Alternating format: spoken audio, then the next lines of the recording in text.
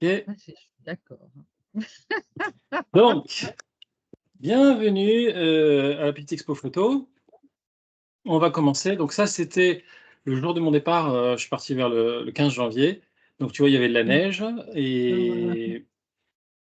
et comment dire, et c'était très sympa. Mais je vais partir. Là, il faisait -2, -3 et on va aller prendre l'avion pour aller faire 10 000 km et se retrouver dans le sud de l'Inde. Voilà. Vous voyez l'écran là, hein, c'est bon, hein? Oui, oui, c'est bon. Et donc, je vais aller faire un stop ici dans les Émirats Arabes Unis juste pour faire un changement d'avion. Et je vais aller à Chennai, qui se trouve ici, sur la côte, et qui est dans un État qui s'appelle le Tamil Nadu. L'Inde, c'est assez grand. Il y a plus d'1,4 milliard de personnes. C'est actuellement le pays le plus peuplé du monde, juste devant la Chine depuis peu. Et il continue de se multiplier. Et on pense que d'ici 2030, ils seront pas loin de 2 milliards, en 2040, même 2050, je crois, 2 milliards. Il y a différents États, et dans ces États, il y a des États qui sont plutôt agricoles et pauvres, et puis d'autres qui sont en pleine expansion, parce qu'en fait, l'Inde est en train de devenir un mastodonte économique. Et donc, il y a tout le nord, il y a une concentration en fait ici de gens qui est très importante, et le sud est quand même beaucoup plus clairsemé. Mais pour vous donner une idée, Chennai, là où je vais aller, qui est ici, compte 30 millions d'habitants, et pour vous donner une idée, c'est la moitié de la population française dans une seule ville, en fait, quoi. Donc, quand on arrive à Chennai, voilà ce qu'on voit. Des tuk-tuk, des vaches, et il n'y a pas de trottoir dans les rues. Donc, voilà comment c'est Chennai. Donc, c'est une ville qui est en plein développement. Ils construisent des bâtiments, ils s'étendent. Et puis, vous avez, c'est ça qui m'étonne toujours, c'est qu'il y a des tuk-tuk partout, hein, et des mobylettes et des voitures. Il y a un trafic incroyable. Il y a aussi des bâtiments avec beaucoup de commerce et puis des gens qui font du commerce dans la rue. Et alors, il n'y a pas, comme il n'y a pas de trottoir, souvent il y a des déchets, il y a des vaches. Vous voyez, il y a une vache là, je ne sais pas si vous la voyez. Et elle se balade. Donc, pour vous donner une ambiance, j'ai fait une petite vidéo. Alors, vous n'entendez pas le son? Nous non plus, hein. Si, tu n'entends pas le son? Non. Non.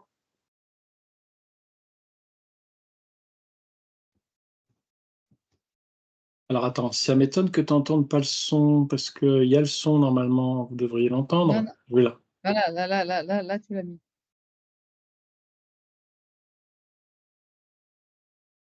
Vous entendez? Non. C'est-à-dire que toi qui l'entends sur ton ordi.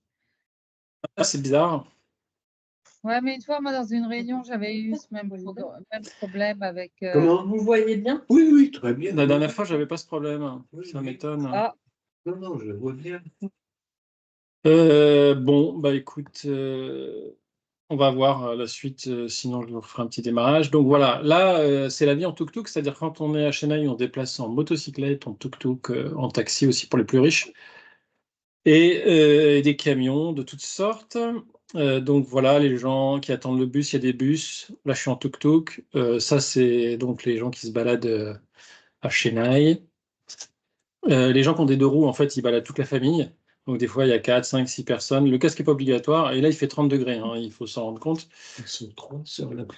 Et donc, ce que je vais faire quand je vais arriver à Chennai, il y a deux choses. Il y a le Thomas, l'apôtre Thomas, qui est venu à Chennai il y a 2000 ans, suite à ce que Jésus a dit d'envoyer les disciples et d'évangéliser. Une raison à ça aussi, c'est que sur la côte ouest de l'Inde, il y a il y a pas le Kerala, et dans le Kerala, il y a une ville, Kochi, où je vais aller, vous allez voir, et il y a une des plus vieilles synagogues comment, de l'Asie, même la plus vieille, je crois, parce que depuis qu'ils ont été chassés de Babylone en -70, je crois, en fait, ils avaient trouvé refuge pour beaucoup à un endroit où on ne les persécutait pas, c'était sur la côte indienne. Et donc, ils sont restés là, ils ont créé une communauté qui est toujours là d'ailleurs, en fait. Donc ça, c'est pour la petite histoire, mais j'en parlerai après. Donc là, on est à Chennai. À Chennai, je vais aller visiter, donc comme je soutiens une association qui s'appelle Alpolina en France, qui vient en aide aux orphelins. Nous on en soutient deux exactement. Un qui est à Chennai, un autre qui est à Machilipatnam, mais je vous en parlerai après. Celui-là, il est tenu par une Française qui, à 50 ans, est arrivée en Inde avec 20 euros en poche. Et puis, elle a une révélation de Dieu. Et elle a tout plaqué. Elle était prof en Alsace. Enfin, pas en Alsace, du côté de... Comment ça s'appelle? Pontarlier, tout ça, c'est le Doubs. Et du coup, elle a décidé de tout abandonner et de suivre Jésus pour ouvrir un orphelinat. Donc, elle a commencé à ouvrir un orphelinat ici. Alors, à l'époque, il y a 50 ans, c'était la campagne, parce que Chennai n'était pas aussi grand. Et elle a commencé à monter un orphelinat. Il n'y avait que des huttes. Elle m'avait dit ça, que des huttes et puis des maisons de campagne. Et donc, il y avait 200 enfants dont elle s'occupait. Et tout à la grâce de Dieu. Et puis ensuite, elle a redonné ça à un pasteur. Et ensuite, elle a acheté cette maison que vous voyez là, qui s'appelle Bethany, enfin qu'elle a rebaptisé Bethany, Bethany Home for Children, ça, je ne sais pas si vous le voyez. Et elle a adopté, je ne sais pas, des milliers d'enfants en fait, qui sont passés dans cette maison, jusqu'à ce qu'ils aient pour leur donner à manger, pour leur donner des études, et puis s'occuper des orphelins. Voilà. Elle s'appelle Annette Rollet.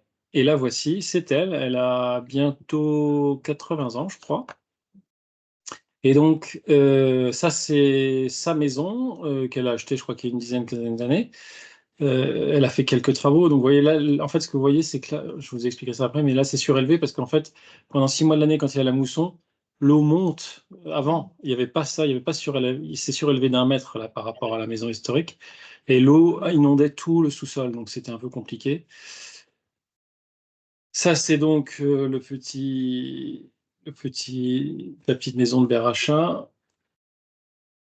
Pas de Béracha, pardon, Bethany. Donc là, elle m'a montré quelques trucs. Ça, en fait, c'est un compresseur qui est là-dedans, parce qu'en fait, pendant des années, ils n'étaient pas sûrs d'avoir de l'électricité, parce qu'il n'y avait pas accès à l'électricité pour tout le monde. Donc, ils avaient un petit, comment on appelle ça, générateur électrique là-dedans qui faisait tourner s'ils avaient besoin pour avoir un peu de lumière le soir, ou faire tourner la télé, par exemple. Donc là, on est à l'intérieur, vous avez les cuisinières. Donc toutes les femmes que vous voyez là, ce sont des enfants qui ont été récupérés dans la rue et qui ont été éduqués par un être là. Il y en a certains qui ont été adoptés, et donc ils sont adoptés, ils portent le nom de Rollet maintenant. Elle, cette femme en noir là, elle était orpheline aussi, elle a été récupérée, adoptée, et elle s'occupe désormais de l'orphelinat. Lui, il s'appelle Timothée au fond là, lui aussi, il a été trouvé dans la rue. Et elle s'appelle. Comment elle s'appelle déjà? J'ai oublié son prénom. Bon. Et ah bah oui, c'est ça, elle s'appelle Esther, la femme en noir, et celle qui est maintenant Annette a redonné le relais à son enfant. Enfin, c'est une enfant adoptée, mais elle est son enfant. Et donc, elle s'occupe maintenant de ce petit orphelinat. Ils ont aujourd'hui 15 enfants, filles et garçons. Ce qu'il faut savoir, c'est que depuis que Moody's a été élu, les conditions sont très difficiles parce que il faut que l'État impose depuis Moody's que les filles et les garçons soient séparés. Donc, elle est censée construire ou acheter une autre maison où elle mettrait les garçons et les filles. Mais comme elle a que 11, 15 enfants et qu'elle est plus âgée maintenant, elle le fait pas. Et bon, des fois, il y a des contrôles, c'est compliqué, c'est très compliqué. Donc, elle a demandé la nationalité indienne. Et elle est en cours de devenir indienne. Ça, c'est la salle à manger. Donc, vous voyez les surélévations dont je vous parle là, parce qu'en fait, quand c'est la saison des pluies, l'eau, il pleut constamment et tout le quartier est inondé, mais elle a construit ça justement pour pas qu'il soit inondé. Donc maintenant, c'est beaucoup mieux. Le réfectoire, ça, c'est à l'étage, il y a des chambres, voilà. Donc les orphelins sont logés là. Ils ont des rangements là et une chambre. Et ils m'ont accueilli comme un roi, ils m'ont fait un repas. Alors vous verrez, il n'y a pas de couvert parce qu'en Inde, on mange qu'avec ses mains et ses doigts. Il n'y a jamais de couvert quasiment. Alors, sauf quand vous êtes blanc, et vous voyez, moi, ils m'ont mis une fourchette et une cuillère. C'était sympa avec moi. Donc voilà, ça, c'est Annette Rollet avec ses enfants adoptés, parce qu'il y a des milliers d'enfants qui sont passés entre ses mains. Ils ont tous un boulot. Alors, elle a 26 ans. Esther, Annette, Timothée. Ça, c'est Cassie, je crois. Et lui, c'est un pasteur, je crois. Et donc, eux, ce sont vraiment les enfants d'Annette qu'elle a adoptés. Les enfants, là, on était samedi et ils étaient à l'école. Parce que le samedi, il y a école en Inde. Donc, je les ai pas trop vus, mais j'ai vu sa famille et l'organisation. Vous voyez un peu comment je fais géant à côté. Mm. Donc, voilà. Donc, ça, c'est Annette. Et donc, nous, on les soutient, on lui donne. Donc, elle, quand je parle avec elle, quand j'ai parlé avec elle, elle en témoigner, elle dit qu'elle n'a jamais demandé d'argent de sa vie. Jamais, jamais, jamais. Et en fait, ce sont des gens en France qui lui permettent de... Attends, je vais regarder.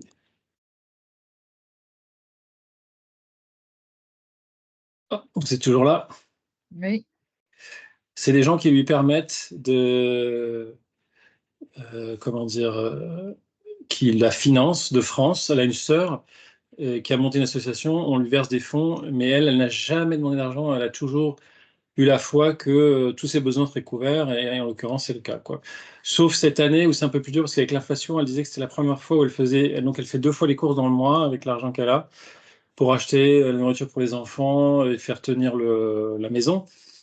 Et là, pour la première fois, elle m'avait dit quand même que c'était tendu à cause de l'inflation qui a pris 64% en Inde, ce qui est énorme.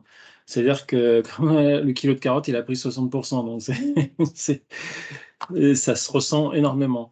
Et du coup, pour beaucoup d'Indiens, c'était compliqué. Et même pour elle, elle a dit, j'ai jamais vu ça. C'est vraiment compliqué, quoi. Donc, là, ce que vous voyez, c'est à Chennai. C'est la cathédrale où est le tombeau de Saint Thomas. Ça s'appelle cathédrale Saint Thomas. C'est dans Chennai, c'est pas très loin de la mer, parce que Chennai, c'est au bord de la mer. Et à l'intérieur, vous avez ça. C'est l'église. C'est et alors le tombeau est dans une petite chapelle qui est derrière. Vous allez voir, on va y aller. Donc ça, c'est l'église. Et puis là, sur la gauche, il y a une crypte dans laquelle vous descendez. Et on peut pas filmer, prendre de photos, mais il y a quelques personnes on trouve sur Internet des photos, donc j'ai mis des photos d'Internet. Mais bon, là, ce que je voulais vous montrer, c'est ça. Je ne sais pas si vous allez le voir. On va pouvoir le lire en français. Normalement, on doit pouvoir le lire en français. Tac, c'est en plusieurs langues. Donc voilà, vous êtes dans la chapelle de saint Thomas, qui était l'un des 12 apôtres de Jésus-Christ. Il fut le témoin de la résurrection de Jésus-Christ, et c'est lui qui proclama ces paroles, Mon Seigneur et mon Dieu. Il vint en Inde en l'an 52 après Jésus-Christ pour répandre la bonne nouvelle de Jésus-Christ. Il mourut martyr à Madras, donc c'est là où on se trouve, en l'an 72 après Jésus-Christ, transpercé par une lance. Au mont qui porte désormais son nom, puisqu'en fait, dans Chennai, il y a des monts, et il y a un mont qui s'appelle donc Saint Thomas Mount, et c'est là où il a été transpercé et tué. Et tous les Indiens gardent précieusement, tous les chrétiens locaux gardent ça comme des lieux saints. Cette cathédrale fut construite sur la tombe sacrée de saint Thomas. De par le monde, seules 3 basiliques sont édifiées sur la tombe d'un apôtre, la basilique Saint-Pierre de Rome, Saint-Pierre, la basilique Saint-Jacques de Compostelle, à Compostelle, et en Espagne, bâtie sur la tombe de Saint-Jacques, et la basilique Saint-Thomas qui abrite les reliques du saint et qui sont à Chennai.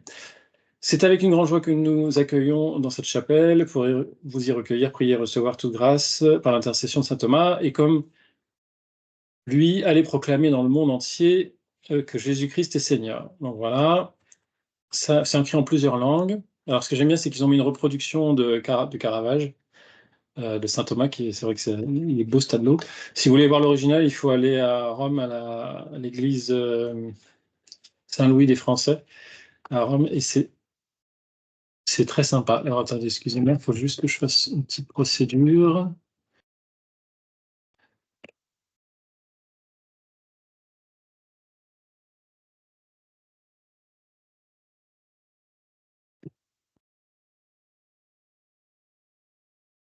Vous suivez jusque-là? Oui. Ça vous intéresse? Oui.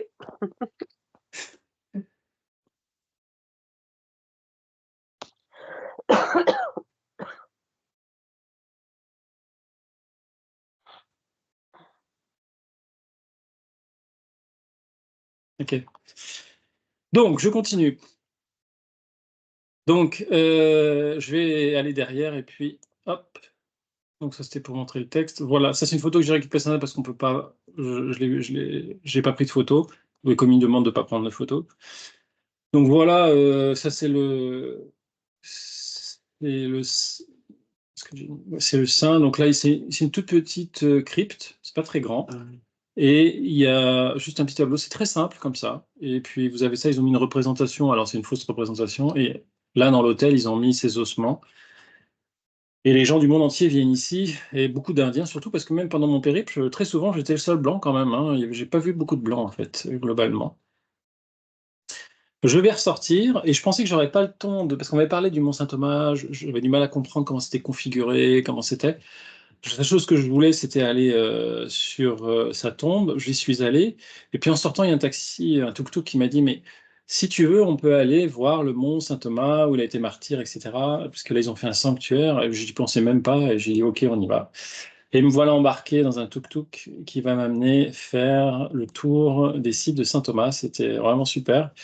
Donc là, il est 19 heures du soir et j'embarque dans le tuk-tuk. Et on arrive sur le mont Saint-Thomas.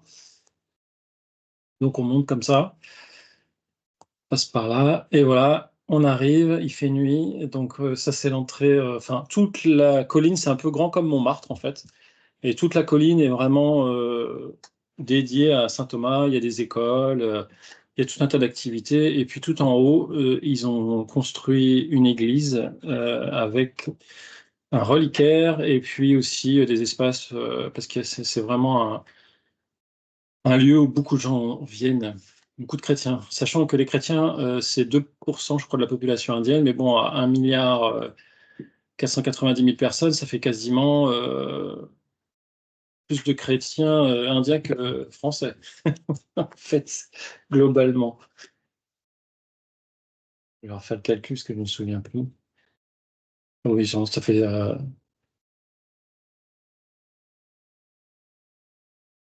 1,5 milliard, ça fait 1,5 milliard à 2%, ça fait 30 millions quand même. Ouais, c'est ça. 30 millions de chrétiens. Pas mal, non? Bref, donc voilà, ça c'est la chapelle. Quand on y rentre, c'est tout petit. Et puis vous avez, donc c'est une très vieille église. Et au fond, vous avez un hôtel. Et puis ils ont mis une sorte d'immense plaque en verre. Et ce qu'ils ont mis, alors ça c'est assez intéressant, ils ont mis le doigt, enfin la relique du doigt de saint Thomas, qui celui qui met dans le côté de Jésus. C'est pour ça que les gens viennent ici. Et à côté, ils ont construit, ça c'est une autre chapelle où ils ont, ce qui est assez récente, ils ont construit des représentations. Voilà. Je vous en montrerai pas plus. Ensuite, je suis reparti de là, je suis redescendu, et donc, je vous ai mis cette photo. Donc ça, c'est un temple hindou parce que les temples hindous sont super colorés, ils sont super flashy. Et l'idée, c'est que là, il va m'amener au pied de la colline, et au pied de la colline, il y a la grotte où saint Thomas a vécu. Et en fait, juste en face, il y a un temple hindou, c'est celui-là. Et moi, je vais aller sur la gauche et je vais rentrer dans le sanctuaire. Et me voilà dans le sanctuaire, l'église. En fait, ce que vous voyez pas, c'est que juste sur la gauche, là, il y a une toute petite entrée de cave euh, et où il est marqué «Viens te reposer ici». Et on est obligé de s'agenouiller parce que c'est tout petit, c'est dans le creux d'un rocher. Il y a une faille, comme une faille. On rentre, on est obligé de se baisser et on arrive dans une grotte. Et j'ai trouvé cet endroit mais extraordinaire. Et vraiment, je me suis reposé, j'étais tout seul, c'était fantastique. Donc voilà, ça c'est le lieu dit où justement Thomas est resté se reposer et a vécu pendant un certain temps, je ne sais pas combien de temps exactement, mais à Chennai, à évangéliser, parce qu'en fait il est arrivé dans le Kerala de l'autre côté, il a traversé l'Inde, il a été là, il a été en Chine, en fait ça s'est avéré aussi.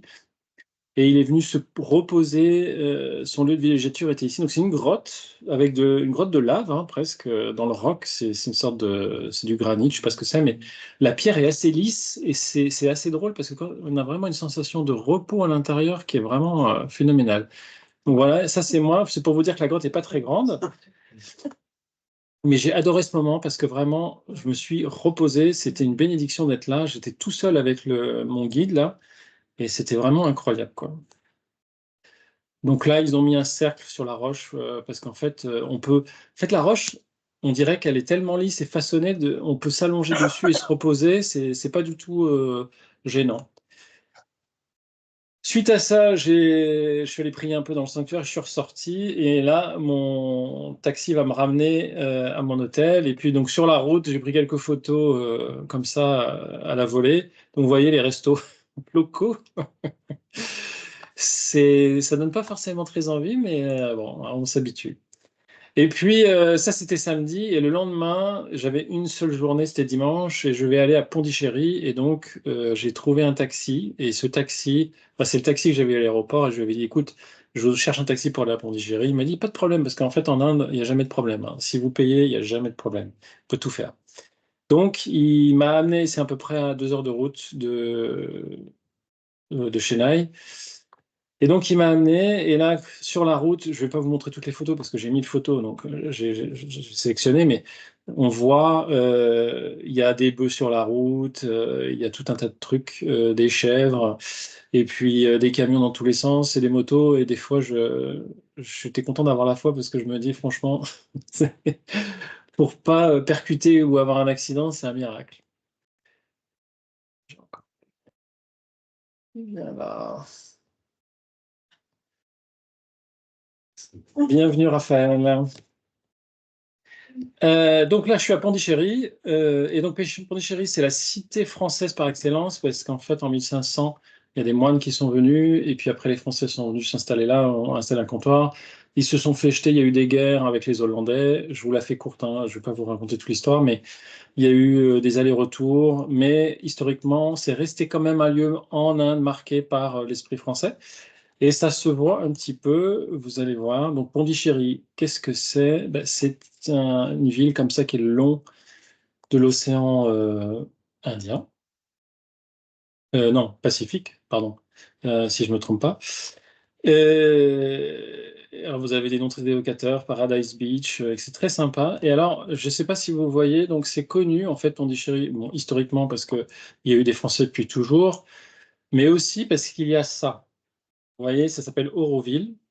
Et en fait, c'est une sorte de ville, un État dans l'État même, qui a été créé par un poète et un intellectuel hindou qui s'appelle Sri Aurobindo, et une femme qui s'appelle Mira Al-Fassa. Je ne sais pas si ça vous dit quelque chose, mais en fait, c'est une femme juive qui a vécu, qui s'est mariée à une Française divorcée.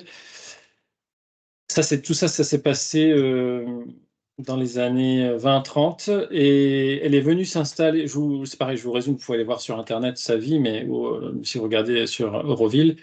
Mais c'est très intéressant parce que c'est une femme juive qui a divorcé 2 fois et elle a décidé, elle a été séduite par la spiritualité hindoue et elle a acheté, je ne sais plus, je crois 30 ou 50 km² de terre en Inde et ils ont décidé ensemble de construire une ville qui s'appelle Auroville, qui serait basée que sur la pensée de Dieu, mais il n'y aurait pas de représentation, pas de Dieu en tant que tel, mais plutôt tout ce qui porte sur la philosophie hindoue de Dieu. Et donc, depuis qu'ils ont créé ça, il y a énormément. Donc, c'est un lieu de développement spirituel, de recherche. Et donc, on peut aussi être citoyen d'Auroville parce que il n'y a pas d'argent normalement. Les gens sont là, ils travaillent gratuitement. Il y a tout un tas de règles. Bon, après, il faut faire partie, mais c'est aussi un business touristique parce qu'il y a quand même pas mal de gens, des touristes qui viennent et qui peuvent rester là pour faire de la spiritualité et tout ça est payant quand même. Voilà, bon, j'en dirai pas plus. On va continuer. Donc, Pondichéry, c'est super sympa. J'ai beaucoup aimé. Pourquoi? Parce que c'est une vieille ville coloniale. Il y a des maisons à 2 voire 3 étages max et tout est couvert de grands arbres comme ça. Alors là, il fait 30-35 degrés, ça se voit pas, mais par contre, c'est très agréable parce que les arbres apportent un peu de fraîcheur et c'est très joli. Donc ça, c'est mon guide. J'ai trouvé un guide de dernier moment un dimanche. Enfin, c'est le taxi qui me l'a trouvé. Et je vais me balader dans tout Pondichéry en 2 roues comme ça parce que j'étais pressé aussi, j'avais pas beaucoup de temps, j'avais 15 jours. Et il va me faire la visite, tout en anglais.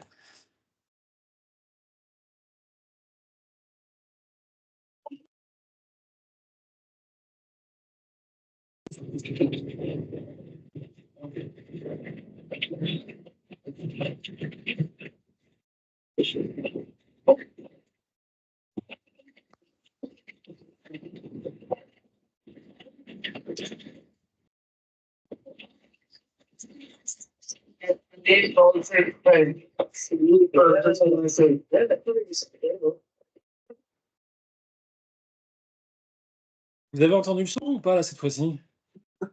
Non. Non? Ah, ça m'attriste. Alors nous on l'entend bien sûr, mais bon. Je suis désolé que vous n'ayez pas le son, c'est un problème technique, je ne sais pas comment faire pour le. J'ai pas envie de sortir tout le monde, donc bon.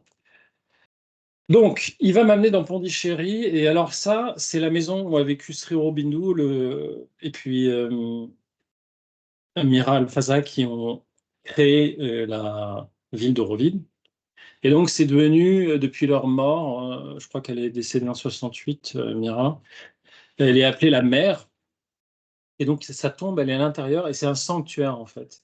Et donc, à chaque fois qu'on rentre dans un sanctuaire en Inde, bien sûr, on se des choses, que ce soit dans les églises, que ce soit tous les lieux saints, hindous ou autres, même une mosquée, personne ne rentre, tout le monde rentre pieds nus, ou en tout cas sans chaussures, ça c'est certain. Donc là, ce que vous voyez pas, c'est qu'à mon niveau, ici, il y a des grands racks où on met ses chaussures, et puis tout le monde attend là et rentre. Et à l'intérieur, vous avez une sorte de paix, c'est une sorte de jardin zen extraordinaire. Il y a plein de gens qui se reposent là autour de la tombe de ce qu'ils appellent la mère. Vous avez des bouquins en français parce qu'elle était française, elle parlait français couramment, et donc elle a écrit en français aussi. Et c'est pour ça qu'il y a cette influence spirituelle, et puis que des gens du monde entier viennent ici. C'est là, je crois que c'est un des seuls endroits où j'ai vu des Blancs, où j'ai vu des touristes étrangers, mais il y a aussi beaucoup d'Indiens de toute l'Inde qui viennent ici. Et alors, juste en face de ce temple-là, enfin de ce temple-là, de cette maison qui sert de lieu saint pour les fondateurs d'Auroville, vous avez un temple hindou. Donc là, on est dimanche. Et donc ça, c'est de la barbe à papa dans des sachets. Il fait 30 degrés, hein, je vous le rappelle. Faut aimer, hein, mais il y en a qui ça gêne pas. Et donc en face, vous avez un grand temple comme ça, hindou, où il y a beaucoup de monde là ce jour-là. Il y a dédié à Shiva. Euh, et donc, je vais aller faire un tour là-dedans. Alors bien sûr, on n'a pas le droit de prendre de photos à l'intérieur. Et vous avez donc des dieux en forme de statues diverses et variées. Et les gens viennent. Et puis, il y a des prêtres qui vous bénissent, qui viennent là, ils viennent faire des rituels, etc. Et donc, pour la petite histoire, ce que vous voyez là, il y a une voiture en face. Elle n'est pas immatriculée. Il y en a à peu près une cinquantaine dans la rue. Et vous allez voir, il y a un prêtre qui va venir là et il va bénir toutes les voitures parce que les Indiens font bénir leurs voitures pour être sûr qu'ils n'aient pas d'accident et que tout se passe bien. C'est extraordinaire. Vous voyez, là, il y a une file de voitures et elles ne sont pas immatriculées. Et donc, ils payent, je ne sais plus combien. Il y a un prêtre qui est là et il va faire une cérémonie de la lumière. Vous voyez, il est là. Et donc là, il allume une petite flamme sur une coupelle et puis il va faire des incantations, il va tourner autour et il va bénir la voiture. Et donc là, moi, je vais continuer. Vous ne verrez pas de photos à l'intérieur du temple, il faut y aller pour le voir. C'est assez impressionnant, il y a beaucoup de monde et puis c'est pas très loin de nos églises à nous, en fait. Donc ça, c'est dans les marchés de Pondichéry. Vous voyez, les gens sont pieds nus, hein. Vous voyez, je ne sais pas si vous voyez, mais ça, c'est courant, hein. Beaucoup d'Indiens sont pieds nus dans la rue. La bouffe, là, elle est à 30 degrés. Il doit être 14 heures, je crois. Alors, on peut manger de tout, hein, mais moi, je ne me risquerais pas quand même, là. Mais nos problèmes pour les locaux. Donc là, j'ai pris la photo, c'est pas pour moi, c'est parce qu'il y a des arbres immenses qui sont comme ça plantés dans la ville, et ça, c'est vraiment, c'est super sympa. Donc, souvent, les gens dorment dans la rue aussi ou se reposent. Donc, j'ai pris cette photo parce que je trouvais ça drôle de voir la rue Saint-Louis avec un homme qui se repose au pied de la rue Saint-Louis. Voilà, alors et là, il est à peu près 14h30, 15h, et puis les gens font la sieste. On est dimanche, hein, donc c'est plutôt cool. Et donc voilà. En Inde, pas de problème, hein. On peut s'allonger, dormir dans la rue, ça gêne personne. Ça, c'est l'ambassade de France à Pondichéry, qui est en face de la mer. Vous allez voir, et voilà. Donc là, il y a une jetée, et juste en face, voilà comment est la mer. Alors, ce qu'il faut savoir, c'est que tout le long de la côte, il y a des flics qui sont là, des gendarmes, qui surveillent la côte et qui vous interdisent de rentrer dans l'eau. Alors, quand il fait 30-35, il n'y a qu'une seule envie, c'est de vous baigner, mais en fait, c'est très dangereux parce que la mer descend, enfin, la côte descend très, très vite et très profondément, rapidement. Du coup, vous faites 2 mètres là, et puis d'un coup, hop, vous avez plus pied et ça s'enfonce. Et il y a des rouleaux assez violents. Et du coup, souvent, il y a des morts. Et c'est pour ça qu'ils interdisent les gens de se baigner. Donc les gens viennent sur la plage, mais malheureusement, ils n'en profitent pas vraiment, ou alors ils se trempent les pieds. Donc là, on était dimanche, puis il y avait une famille qui était là, je ne sais pas pourquoi ils fêtaient quelque chose, mais je leur ai fait la photo et j'en ai pris une aussi parce que je trouvais que c'était sympa. C'est pour vous montrer vraiment, c'est typique des familles indiennes, voilà, les saris, les pieds nus, et puis ils sont beaux, quoi, ils ont des couleurs, c'est sympa, on ne voit pas ce genre de couleurs chez nous. Ça, c'est donc Pondichéry avec la jetée. Et les gens, pareil, hein, vous voyez, là, il y a des chiens qui dorment sous les palituviers, là. Excellent. Il y a des animaux, des chiens errants, et puis les hommes aussi, vous voyez, les femmes, là, hop, qui se reposent à l'ombre, parce que ça tape hein, quand même à l'extérieur. On s'en rend pas compte, mais sur la jetée, il y a une grande statue de Gandhi, qui est un peu le point de repère à Pondichéry. Comme tout Pondichéry, il y a des lacs qui sont un peu plus derrière. Et là, c'est Notre-Dame, une église qui s'appelle Notre-Dame, je ne sais plus quoi. Et en fait, c'est des Français qui gèrent cette église. Et d'ailleurs, vous voyez, hop, il s'est écrit en français. Et on est en Inde à 10 000 kilomètres. Voilà, donc là, c'est pour financer des œuvres, souvent des orphelinats dont ils s'occupent. Voilà, une fois que j'aurai quitté Pondichéry, je vais remonter à Chennai, à peu près 2 heures de route. Et puis le lendemain, je vais partir dans l'Andhra Pradesh. Et donc, les Indiens sont devenus des consommateurs comme les Européens et ils prennent l'avion. Donc, j'ai regardé là dans l'avion que j'avais pris, il y avait des stats et je crois que la population indienne en 2023 était quasiment à 90 millions de personnes qui voyagent. Donc, c'est plus que les habitants français, hein. Ils prennent tous l'avion, hein. Ils ont enfin, pas tous, non, mais beaucoup prennent l'avion, les plus riches, parce que ça coûte très cher pour eux.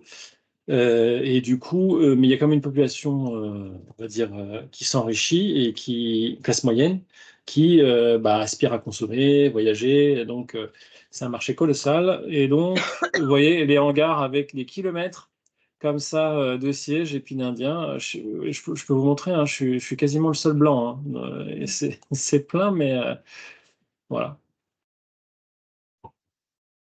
Et donc, là, on est à Chennai et je vais me rendre ici à Vijayawada, qui est un tout petit aéroport de campagne, pour me rendre ici dans cette ville à Machilipatnam, où je vais aller voir un pasteur que l'on soutient et qui s'occupe de 200 enfants dans un orphelinat depuis des années. Et je vais vous montrer ça. Donc voilà, j'arrive au petit aéroport de campagne et là je suis accueilli par Karen Paul, qui est cet homme-là, qui est pasteur et qui s'occupe depuis 20 ans de donner sa vie à Jésus et qui s'occupe de 200 enfants. Donc il y en a vu, je crois, je sais pas, plus de 1200 qui sont passés entre ses mains, de bébés jusqu'à être adolescents, adultes. Maintenant ils ont des familles, ils ont des petits-enfants et ça fait du monde et vous allez voir tout ça. Donc voilà, dans l'Andhra Pradesh, c'est un État qui est très agricole, plutôt pauvre, du coup, parce qu'il y a des États qui sont plutôt riches, et l'agricole est plus pauvre, mais ce que vous pouvez voir quand vous êtes sur la route dans l'Andhra Pradesh, des kilomètres carrés de campagne, des camions, des tracteurs, des buffles sur la route. Et me voilà arrivé donc à Machilipatnam. Donc là, ils enlevaient, vous voyez, ça c'était toute la période de Noël parce que c'était le 15 janvier, enfin mi-janvier. Et ils avaient mis ça, donc vous allez voir comment c'est. C'est vraiment au milieu de la campagne, hein. On n'est pas loin de la mer, on est à 4-5 km de la mer, mais l'orphelinat est vraiment plein milieu de la campagne. Et quand je vous dis pas milieu de la campagne, vous voyez, donc c'est vraiment l'ambiance avec les buffles. Ici, les femmes qui vont chercher de la paille ou du foin des herbes, je sais pas. Pas le berger, mais le vacher, je sais pas comment on dit, qui garde les vaches. Je lui ai demandé de s'arrêter pour faire une petite photo, il a bien voulu, c'était sympa. Et puis ça, c'était une femme qui a pris, il y avait une source d'eau là, pas très loin, enfin c'est une canalisation qui a pété. Elle venait chercher l'eau là-dedans, parce que c'était l'eau qui était filtrée, enfin qui était amenée jusqu'ici pour irriguer les champs, et elle était plutôt potable, parce qu'en fait quand on creuse, on n'est pas loin de la mer, et donc l'eau est salée, et donc c'est pas terrible. Donc là, elle avait une canalisation qui était cassée et elle venait chercher l'eau dans cette canalisation en face de l'orphelinat. Donc voilà ce qu'on voit autour de l'orphelinat. Là, il y a une ferme. Alors, vous allez voir un peu. Donc voilà, là, je suis sur la route et ça, c'est l'orphelinat qui est vraiment posé en plein milieu des champs. Et il y a un petit village de fermiers qui est juste à côté qui s'occupe de tous ces champs. Hop, ça, c'est donc l'orphelinat des garçons, parce qu'en fait, depuis que Moody's a été élu, on lui a demandé, il y a 4-5 ans, de construire un orphelinat qui séparait les filles et les garçons. Donc, il était obligé de demander des fonds à l'international et de se faire connaître pour essayer d'avoir des fonds pour construire un deuxième orphelinat pour les filles, et ce qu'il a fait. Parce qu'aujourd'hui, il a à peu près 200 enfants, on va dire, il a 85 filles et 80 garçons, je crois. Donc là, Et il y d'où a ils viennent, ces enfants? De toute la région ou bien comment toi, Ouais, ils ouais, connus? c'est que la région. Il y en a d'autres des orphelinats, hein. C'est que la région. Et alors, bah, je vais t'expliquer tout ça. C'est les enfants qui viennent parce que soit l'État leur amène les enfants, ils ont été trouvés dans la rue, personne ne les reconnaît ou ils savent pas qui ils sont et il y a personne qui les réclame, hein, quoi, ou quoi. Ils ont même oublié leur nom, tout ça. Ils ont. Ah, bah, c'est des enfants, hein, des fois. Alors souvent, moi, ce que je dis, c'est qu'ils récupèrent, par exemple, ce qu'il faut savoir, c'est que c'est une société hyper patriarcale. Donc, très souvent, il y a des femmes, si elles ont des rapports avant le mariage et qu'elles sont enceintes, elles abandonnent leurs enfants. Parce que c'est la honte. C'est une honte absolue de... t'as cette force-là, si tu veux. C'est une pensée qui est totalement différente de notre pensée européenne, mais que ça a été comme ça peut-être, il fut un certain temps chez nous. Mais le poids de l'opprobre, du fait que tu as un enfant alors que tu n'es pas marié, etc., c'est très difficilement admissible. Et en plus de ça, les femmes sont censées être vraiment des femmes au foyer, qui s'occupent du foyer, et les hommes au travail. Donc, quand tu deviens veuve, c'est très compliqué aussi parce que les veuves, si elles n'ont pas de mari, elles n'ont même pas les capacités ou les moyens de subvenir à leurs enfants. Donc, très souvent, elles les abandonnent ou elles les donnent à des organismes qui vont s'occuper d'eux.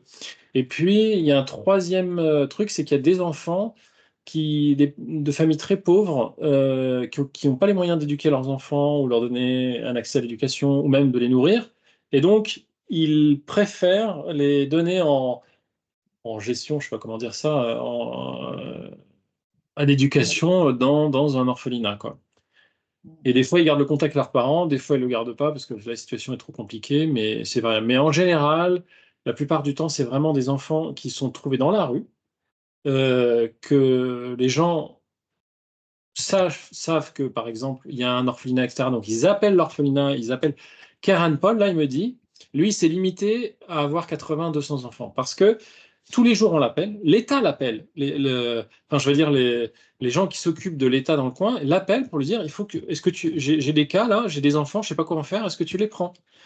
Et il dit, mais moi, je peux pas, je suis déjà à saturation, je peux pas prendre plus, donc il se contraint à ne pas prendre plus parce qu'il ne peut pas prendre plus. C'est ça qu'il faut comprendre. Donc ça, c'est l'entrée, mais j'en parlerai encore plus. Ça, c'est l'entrée de Beracha. Donc il a acheté ce terrain il y a à peu près une vingtaine d'années. C'est un terrain qui a été vendu vraiment parce que le fermier n'en voulait pas, parce que c'était un terrain de sable, il y avait rien qui poussait. Et là, vous voyez, il y a des arbres et tout. Donc tout ça, avant, ça n'existait pas. Il y a 15-20 ans, ça n'existait pas. C'était vraiment un terrain vague. Et lui, il va en faire une sorte de petite oasis. Ce que vous allez voir, c'est le résultat de 20 ans de travail. Donc voilà, là je suis sur le toit je suis côté garçon, donc là je vais être chez les garçons, et puis les filles sont un peu plus loin, là ils ont construit un entreprise, on va voir après.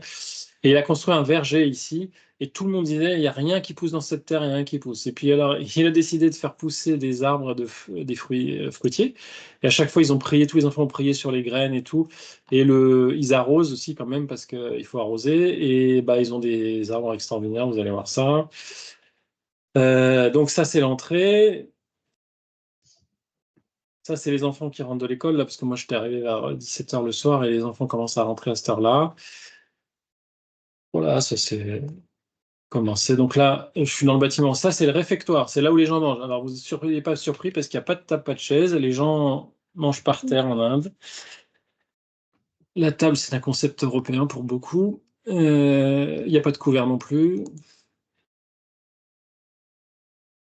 Donc, alors attends. Hop, hop, hop.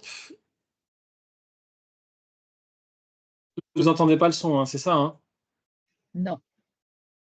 Alors, Non. je vais relancer le truc parce que ça me chagrine quand même.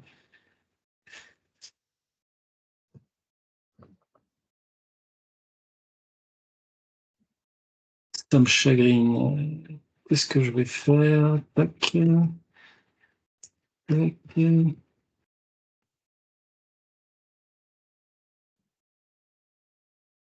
Par contre, vous m'entendez bien, hein? Oui.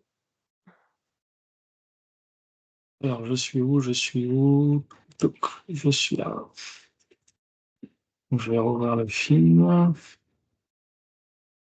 Hop. Je vais retourner là. Partager.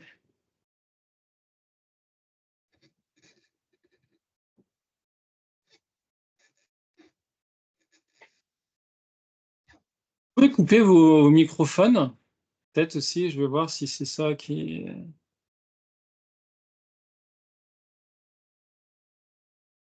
Je vois pas mon film, c'est bizarre. Où est-ce qu'il est?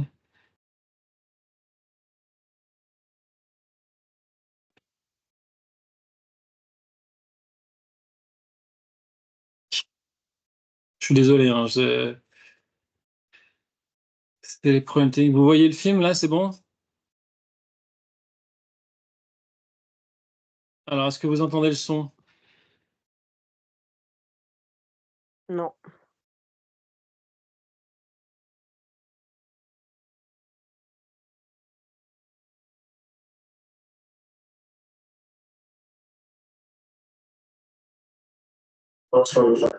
And this is the gas.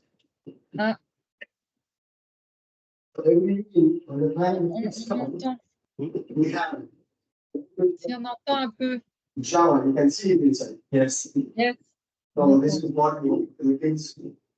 Thank you. Shape. So here's all model.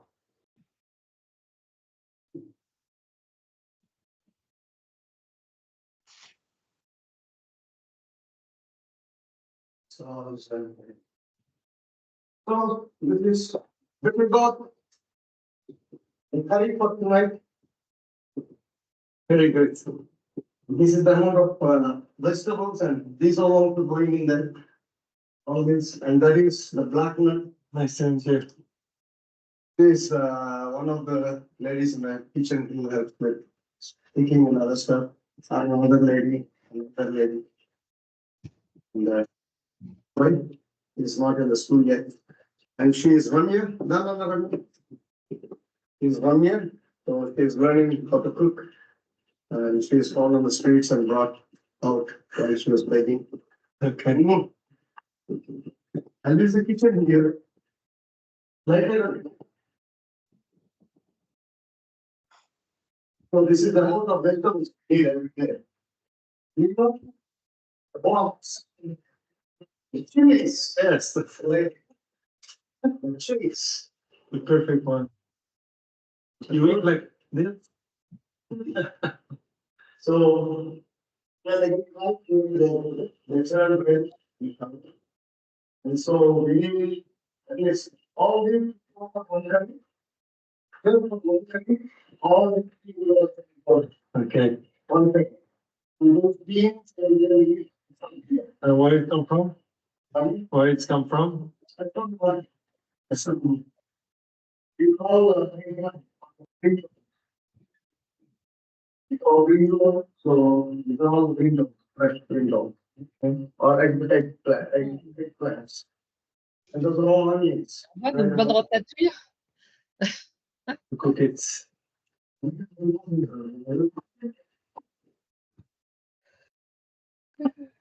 And the wonderful avenue.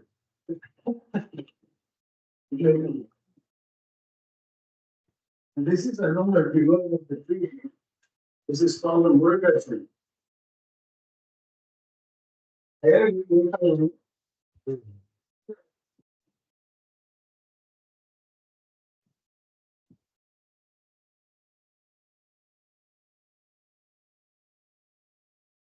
So, drumstick, we also call them drumsticks. So we use the curry. Oh, really? Curry, it's high in nutrient. Oh, okay, very interesting. C'est des haricots verts géants.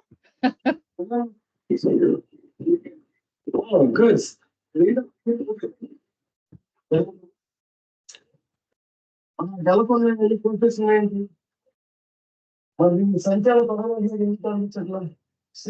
Yeah, I saw. See, sorry.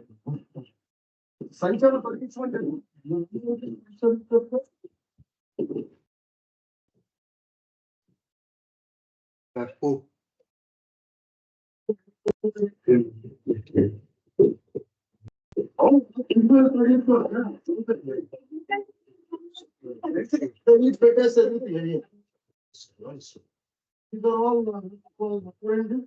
Oh, yeah.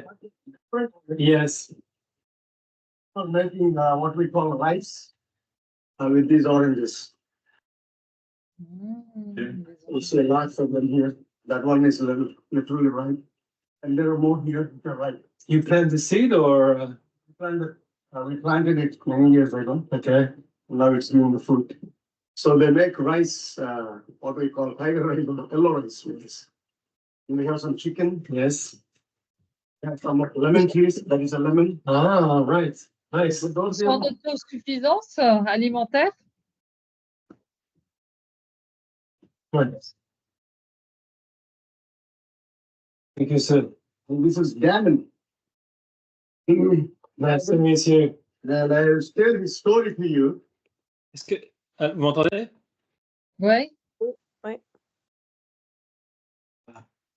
Est-ce que vous entendez le son? Vous entendiez le son tout à l'heure ou pas? On entend des bribes, mais on comprend qu'ils sont en autosuffisance alimentaire pratiquement. Non, non, non. Ils sont Non. pas en auto... Attends, ce que je vais faire, je suis désolé pour vous, mais non, je vais essayer un truc. Vous allez me dire si vous entendez le son. Ça me désole. Vous entendez là ou pas? Das. Non. Pose la question pour ceux qui sont à distance. Non, on n'entend pas, non. Non. Non, non. Ok. Alors là, ok, vous n'entendez pas, mais je vais faire la traduction en direct parce que j'ai vu plusieurs fois et je connais le truc. Donc là, ce que vous voyez, c'est donc il fait le tour du propriétaire. Et ce que vous voyez là, c'est le, comment dire, là où il a planté les arbres et c'est le verger. Et donc, il a quelques poules et tout. Il n'est pas en autosuffisance parce qu'en fait, ça, c'est quelques poules et il réussit à avoir des œufs et il réussit à avoir quelquefois des fruits. Ce qu'il faut savoir, c'est que ça, c'est vraiment pour quelques fois, mais c'est pas du tout l'autosuffisance parce que c'est les fonds qui lui permettent d'acheter la nourriture sur le marché. Il va 1 à 2 fois par semaine. Ouais. Les cantinières vont faire les courses sur le marché. Alors, il n'y a pas de frigo là-bas. Donc, en fait, quand on achète quelque chose, c'est pour ça qu'ils Oui, consomment pas tout de suite. beaucoup. Ouais, ils mangent tout de suite ce qu'ils achètent. Donc, les fruits que vous avez vus, là, les légumes dans la cuisine, ça, c'est pour 1 semaine pour les 200 enfants. enfin 3-4 jours même, parce qu'ils mangent une ration de riz, ils vont à l'école, ils partent avec leur gamelle, et puis le soir, pareil. Alors, ils mangent souvent la même chose, enfin, souvent la même chose. Ils font du riz avec des currys, et puis des fois, ils font des variables, des variantes. Là, il m'a expliqué que ces arbres-là, donc ça fait 20 ans qu'il les a plantés, ils ont des fruits, donc il les utilise pour se nourrir, mais c'est pas ça qui suffit à nourrir les 200 enfants, hein, ça c'est clair. Mais par contre, c'est comme la satisfaction d'avoir un verger avec des fruits, donc ça leur permet aussi d'avoir quelques fruits qui mettent, on va dire, j'ai envie de dire du beurre dans les épinards, hein, pour dire un peu. Bref, voilà. Et il a aussi, ce que vous voyez, on va y aller. Il nous montre les arbres, tout ça. Donc, je lui demandais s'il avait des avocats. Il a des pamplemousses, il n'a pas d'avocat, hein, mais. Et là, il y a une grande dalle que vous voyez derrière lui en béton. Ça, c'est un réservoir. Donc, il récupère toute l'eau des toits pendant la saison des pluies et il s'en sert pour arroser le jardin, prendre la douche, tout ça. Et derrière, il a creusé un immense bassin dans lequel il va chercher l'eau, parce qu'on n'est pas loin de la mer, donc il a réussi à avoir de l'eau, mais l'eau est salée, donc elle n'est pas consommable. Et c'est pour ça qu'il a creusé le bassin, parce qu'il veut faire pas de la pisciculture, il essaye de mettre quelques poissons là-dedans, et des fois, il s'offre du poisson. Voilà. Et là, c'est donc l'autre réservoir qui, lui, est couvert, qui sert à recueillir toutes les eaux qui sont récupérées du toit de l'immeuble pendant la saison des pluies. Et sinon, de toute façon, ça ne suffit pas en eau. Il est obligé d'acheter tous les jours, il achète, enfin toutes les semaines, ou tous les 2-3 jours plutôt, il achète une citerne de flotte potable pour pouvoir faire la cuisine, pour pouvoir, comment dire, c'est essentiellement pour la cuisine en fait. Ouais. C'est pour la cuisine et boire. Donc, il achète cette eau, ça coûte une fortune, enfin, ça coûte assez cher. Mais il a un tracteur, vous allez voir, je vous montrerai ça tout à l'heure, avec une citerne, hein, vraiment une grosse citerne qui doit faire 10 000 litres, je pense. Et il en achète une tous les 2-3. Enfin, il la fait remplir d'eau, quoi. Il fait venir l'eau, donc potable, parce qu'il n'y a pas d'eau potable ici. Il n'y a pas de tuyau non plus qui arrive là. Et tout ce que vous voyez là, c'est déjà 20 ans de travail, hein. Enfin, tout ça, c'est bien évolué. C'était pas comme ça au début. Donc là, les enfants rentrent de l'école. Et donc, comme ils vont me voir et qu'ils vont voir le patron, ils vont, ils vont rentrer en rang serré. Ça me fait sourire. Et donc, voilà, ils vont rentrer en rang serré. Et puis, alors, je sais pas, vous avez la taille des cartables. Alors, eux, ils vont en école en anglais, total. Ils parlent qu'anglais, en fait, quasiment. Sachant que la langue locale, dans l'État indien, enfin, en Inde, il y a énormément de langues et de dialectes différents. Mais on va dire que, en fonction de là où vous vous trouvez dans l'État, il y a quand même une. Donc là, ils me saluent, ils me disent bonjour et tout. C'était très sympa. Hello, hello, hello. Alors, ce que vous voyez, ils ont des vêtements là. Il faut savoir qu'ils lavent tous les jours. Ils ont, je crois, une chemise, deux chemises, un pantalon, quelques affaires qu'ils lavent eux-mêmes. Ils sont responsables de leurs affaires. Donc, vous voyez derrière, là, je sais pas, vous voyez le camion bleu, là, il y a des douches et des latrines. Et encore quelqu'un qui se vend à nous. Welcome Soraya. Et donc là, les enfants arrivent le soir et quand ils arrivent à 17h, ce qu'ils font, c'est qu'ils prennent un goûter. Alors, je vais vous montrer le rythme comment dire, qu'ils ont. C'est un rythme militaire, c'est vraiment. Ils se lèvent à 5h du matin. Donc, moi, je veux dire, je me suis levé avec eux, j'en revenais pas, quoi. Donc là, cette vidéo, elle vous a montré un petit peu, ça fait un petit peu le tour de l'orphelinat, côté garçon, et il y en a un autre qui a été construit côté fille. Hop, pourquoi il veut pas mal.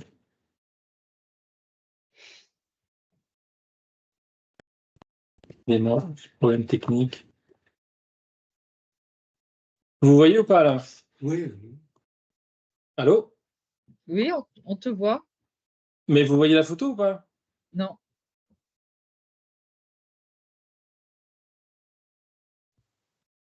Non, on voit pas la photo.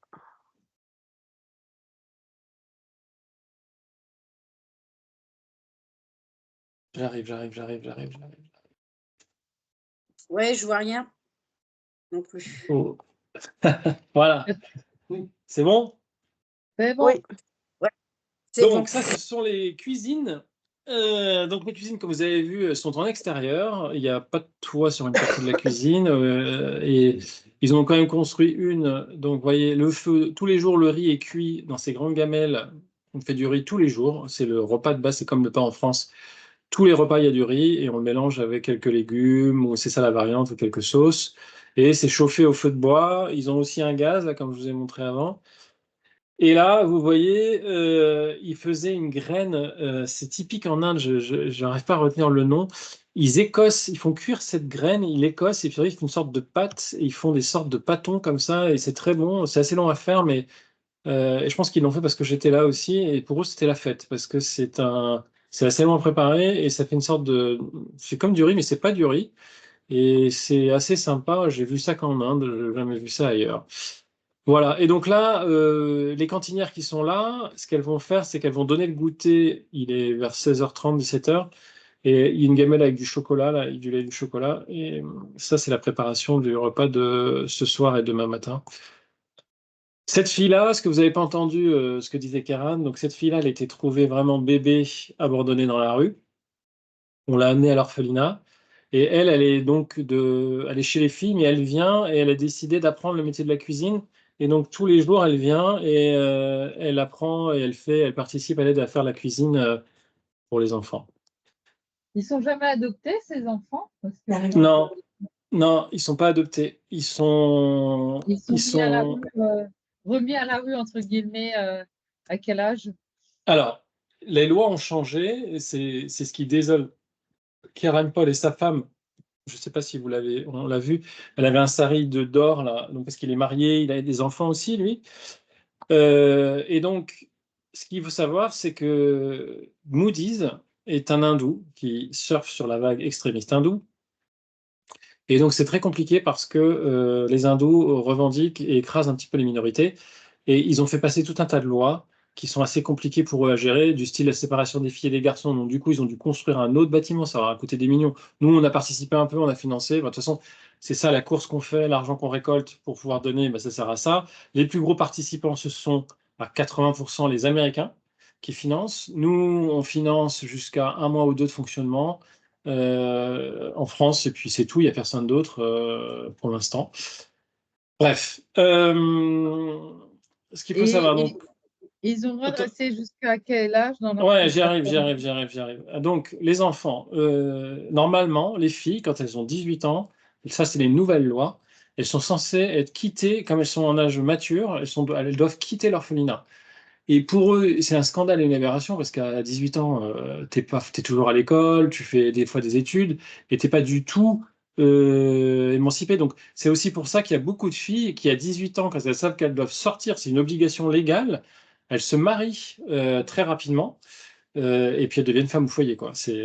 Alors, lui, il se bat contre ça. Donc, il leur retrouve des écoles où ils peuvent être étudiants en tant que, comment dire, comment on dit, logés, enfin, je veux dire, pensionnaires. Il y en a qui vont faire des études, d'autres qui font pas d'études, mais il essaie de pousser ses enfants chaque fois à faire des études, à être indépendants. Mais pour les filles, c'est plus compliqué. Alors, il a tout un réseau parce que il est pasteur, donc il a tout un réseau dans la région d'église de gens, donc il s'occupe aussi de leur trouver. Il fait un nombre de choses qui est, je trouve, surréaliste. Enfin, c'est incroyable tout ce qu'il fait pour sortir ses enfants. Donc, pour leur donner une indépendance et aussi aux femmes, à leur donner une liberté, des choix, parce que la position de la femme en Inde, c'est loin de la position européenne, hein. Même si c'est démocratique, c'est européen, je vous dis, c'est très patriarcal. Et donc, les femmes, c'est femmes au foyer, elles peuvent à la rigueur être couturières ou faire quelques boulots. Et encore, eux, les chrétiens, là, ce qu'ils font, je vais vous montrer tout à l'heure, ils forment les veuves, ils forment les femmes à avoir un métier afin qu'elles aient des moyens de subsistance. Parce que si elles sont dans la rue et qu'elles n'ont rien, bah, soit elles deviennent la proie de mafia pour être des prostituées, il y a toutes les dérives possibles en fait. Donc ils se battent contre ça aussi. Donc la cuisine, vous voyez les légumes qui sont là, ça c'est pour 2-3 jours hein, pour les enfants. Donc il y a des currys, vous voyez, il y a toujours des épices, c'est très épicé la nourriture. Ils ont l'habitude depuis qu'ils sont jeunes, d'avoir ça. La cuisine avec une machine à cracher le grain, enfin à broyer du grain. Et donc voilà, là c'est le 4 heures, ils rentrent de l'école. Et donc il y a tout âge, hein. Il y a des tout petits comme il y a des une petite, moyenne section, et puis des adolescents, et puis jusqu'à l'adolescence, ouais, à partir de 19 ans. Il y en a qui sont là aussi, qui restent pour aider un petit peu quand ils sont plus grands. Donc là, ils vont faire participer, ils vont faire distribuer les gâteaux à tous les enfants. Et puis, ils étaient tous en train de remercier Dieu quand je leur distribuais les gâteaux. C'était marrant. Et sincèrement, c'est organisé comme un campement militaire. Ça, tout est réglé avec des horaires, tout est précis. Donc, c'est assez rythmé. Il y a aussi quand même une quinzaine de personnes qui travaillent avec lui pour organiser tout ça. Donc, il y a des cantinières, il y a des gens de la sécurité, il y a un ou deux comptables, il y a des surveillants qui s'occupent des enfants. Et puis voilà, donc là, on lui a donné ses biscuits, je ne sais pas qui lui a donné ça, un magasin lui a donné ses biscuits, et puis du coup, il m'a dit de les distribuer, et puis là, ils étaient trop contents, les gamins. Donc, et donc voilà, ce que vous voyez là, ça c'est la femme du pasteur. Et ça, lui, il est trésorier dans la vie, il est comptable, et il vient faire, pour arrondir ses fins de mois, il vient faire l'étude. Alors, vous voyez l'étude, il n'y a pas de table, hein, et pas de chaise, c'est au sol, on sort son cahier et on étudie. Voilà. Et puis là, comme vous pouvez voir, ils apprennent à lire, à écrire, à compter, comme tous les enfants de la Terre, enfin ceux qui ont accès à l'éducation en tout cas. Et alors là, comme j'avais un appareil photo, ils étaient trop contents quand je le sortais, ils étaient trop contents. Et puis alors là, il a construit sur un terrain, il y a un terrain. Alors ils connaissent pas les boules, la pétanque. Je leur ai dit la prochaine fois, je vous amène des boules de pétanque. Est-ce que je disais, le terrain s'y prêtait, alors ils font du badminton, ils se défoulent un peu, ils ont entre 18h et 19h, ils ont une carrière, donc tout le monde pose ses chaussures, bien sûr, ça c'est pour aller à l'étage, il y a 2 étages. Et là, le pasteur Karen Paul, il va me balader le soir, parce que lui, il s'arrête jamais, hein. Il est levé à 5h et puis il se couche à minuit, 1h. Donc il me balade, et là, on est dans plein milieu d'un village, en plein milieu de la Pampa, et puis ils avaient fait dehors, à côté d'une mosquée, ils ont mis des baffles, et puis là, c'était en croix, il y avait 200 personnes, hein. Moi, j'étais dans je sais pas, c'était disposé en croix, vous voyez. C'est-à-dire qu'il y avait des gens qui étaient là, des gens au fond, et puis moi, j'étais là. Et il y avait peut-être 100, 150 personnes, ils étaient dehors avec des haut-parleurs, et puis ils attendaient que Karen vienne prêcher, parce que c'est quand même quelqu'un qui a une aura assez importante dans la région. Il est leader et responsable de plein d'églises, et de beaucoup de choses. Donc, il est un peu connu quand même. Après ça, il était invité pour les 30 ans de mariage d'un couple. Et donc, on est allé, on a fait une demi-heure de route, je ne sais pas où j'étais. Et là, on arrive dans un village. Et ce qui est incroyable, c'est que donc la scène que vous voyez, c'est que en fait, celui qui fête ses 30 ans de mariage, ils sont là, c'est ce couple-là. Donc, l'honneur en Inde, c'est qu'on offre des colliers de fleurs fraîches. Donc, on achète des colliers de fleurs. Et il a invité, c'est un chrétien, il a invité tout le village et il offre un repas. Donc, vous voyez, il a mis des longueurs de table, et puis là, ils servent à tous les villageois, à tous les gens. C'est la fête, quoi. Il fait 30 degrés, on est dehors, et là, il est à peu près 22 heures. Et donc, il était très attendu. On était attendu. Et puis, alors, moi, je suis le blanc, j'étais la curiosité, la bête de foire. Vous voyez, ça, c'est les gens. Ils offrent la nourriture, hein, c'est la fête. Donc, ils invitent tous les gens gratuitement et leur offrent à manger. Puis là, il faut monter sur l'estrade, et puis. Ils étaient, tout le monde prenait des photos. Bon, ils savent ce que c'est qu'un blanc, hein, mais là, j'étais vraiment une curieuse. Les petits ne pleuraient pas quand ils te voyaient, parce que moi, en Afrique, Non, ceux qui ont 1 ou 2 ans, qui n'ont jamais vu de blanc, ils pleurent. non, non, non. Ils aiment bien me toucher, ils aiment bien voir ma peau blanche, ils aiment bien voir comment c'est, mais ils ne sont pas du tout affolés. En fait, eux, ça fait 20 ans que Karen. Non, mais Karen, le pasteur, il voyage dans le monde entier. Il va aux États-Unis de temps en temps parce qu'il doit des comptes, enfin, il rend des comptes un petit peu sur l'argent qu'on lui donne. Et donc, il est habitué à recevoir aussi des gens qui viennent pour voir comment est l'orphelinat, comment ça se passe. Donc, ils en ont déjà vu des blancs. Ils sont pas choqués. Et puis, à la télé aussi, on peut en voir. Et ce qu'il faut savoir aussi, c'est que les blancs en Inde, dans la pensée indienne, on se fait blanc, c'est-à-dire que il y a les femmes, etc., elles essaient de ne pas prendre le soleil pour être le plus blanche possible. C'est un peu comme nous quand on était sous les rois, et les femmes essayaient d'avoir la peau blanche pour le plus possible, parce que bronzer, c'était pas terrible. Et ben là, c'est pareil, il y a cette idée-là où être blanc, c'est être noble ou cool, classe, enfin, je sais pas comment vous voulez, quoi, mais C'est petit à petit. C'est lié au Comment? statut, Jean-Michel. C'est lié au Oui, statut, là. oui, oui, ouais, ouais, tout à fait. Ouais. Mais ce que je veux dire, c'est que ça reste dans l'esprit, même si c'est complètement aboli. Enfin, je veux dire, c'est une démocratie, donc c'est libre. Mais ça reste dans l'esprit de dire, quand on est blanc, c'est un signe de richesse, quoi. Enfin, c'est un signe de prospérité. Oui. Et alors, c'est intéressant parce qu'on voit qu'il y a il y a même des dieux. Enfin, certaines statues et tout sont en blanc. Ça me fait sourire. Sont recouverts de nacre blanche et tout, et c'est un signe de divinité en fait, c'est un signe de pureté, ouais, enfin, il y a tout un tas de symboles, bref. Voilà, Et en mais Afrique, et en Afrique, ils aimaient bien que, quoi, les mères aiment bien que je porte leur bébé parce que, en se disant, mon enfant a été dans les bras entre guillemets, d'une blanche, il aura peut-être la chance dans sa vie. Mais pauvre, s'ils voilà. savaient. Là alors c'est des chrétiens, et les chrétiens sont pas superstitieux normalement, etc. Donc ils sont plutôt ouverts et pas cool, ils sont pas du tout.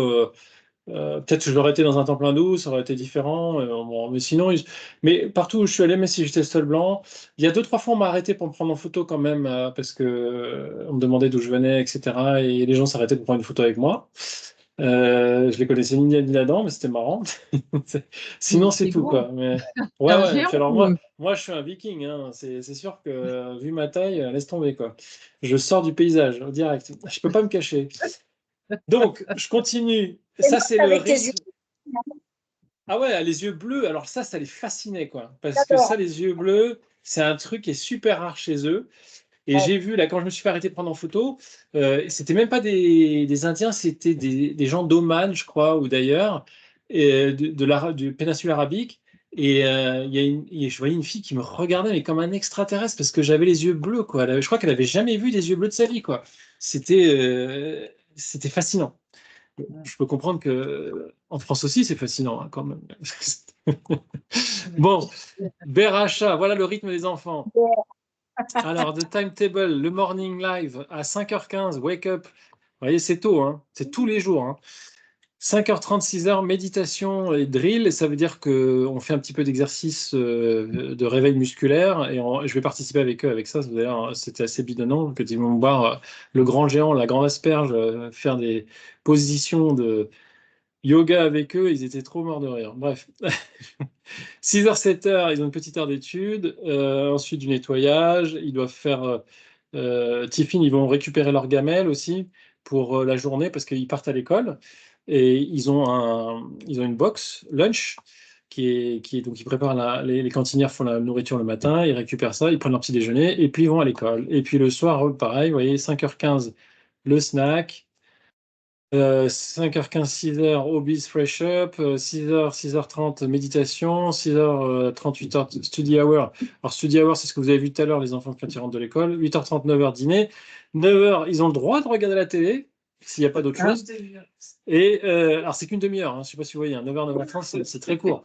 Et 9h30, 9h45, là, ils mettent toilette et ensuite go to bed. Bon, il y en a qui vont. C'est un peu tout ça, c'est un peu libre aussi, mais ils ont une sorte de cloche. Il y a un enfant qui est dédié à chaque fois au rythme de la journée et qui annonce les trucs, qui sonne les trucs. Bref.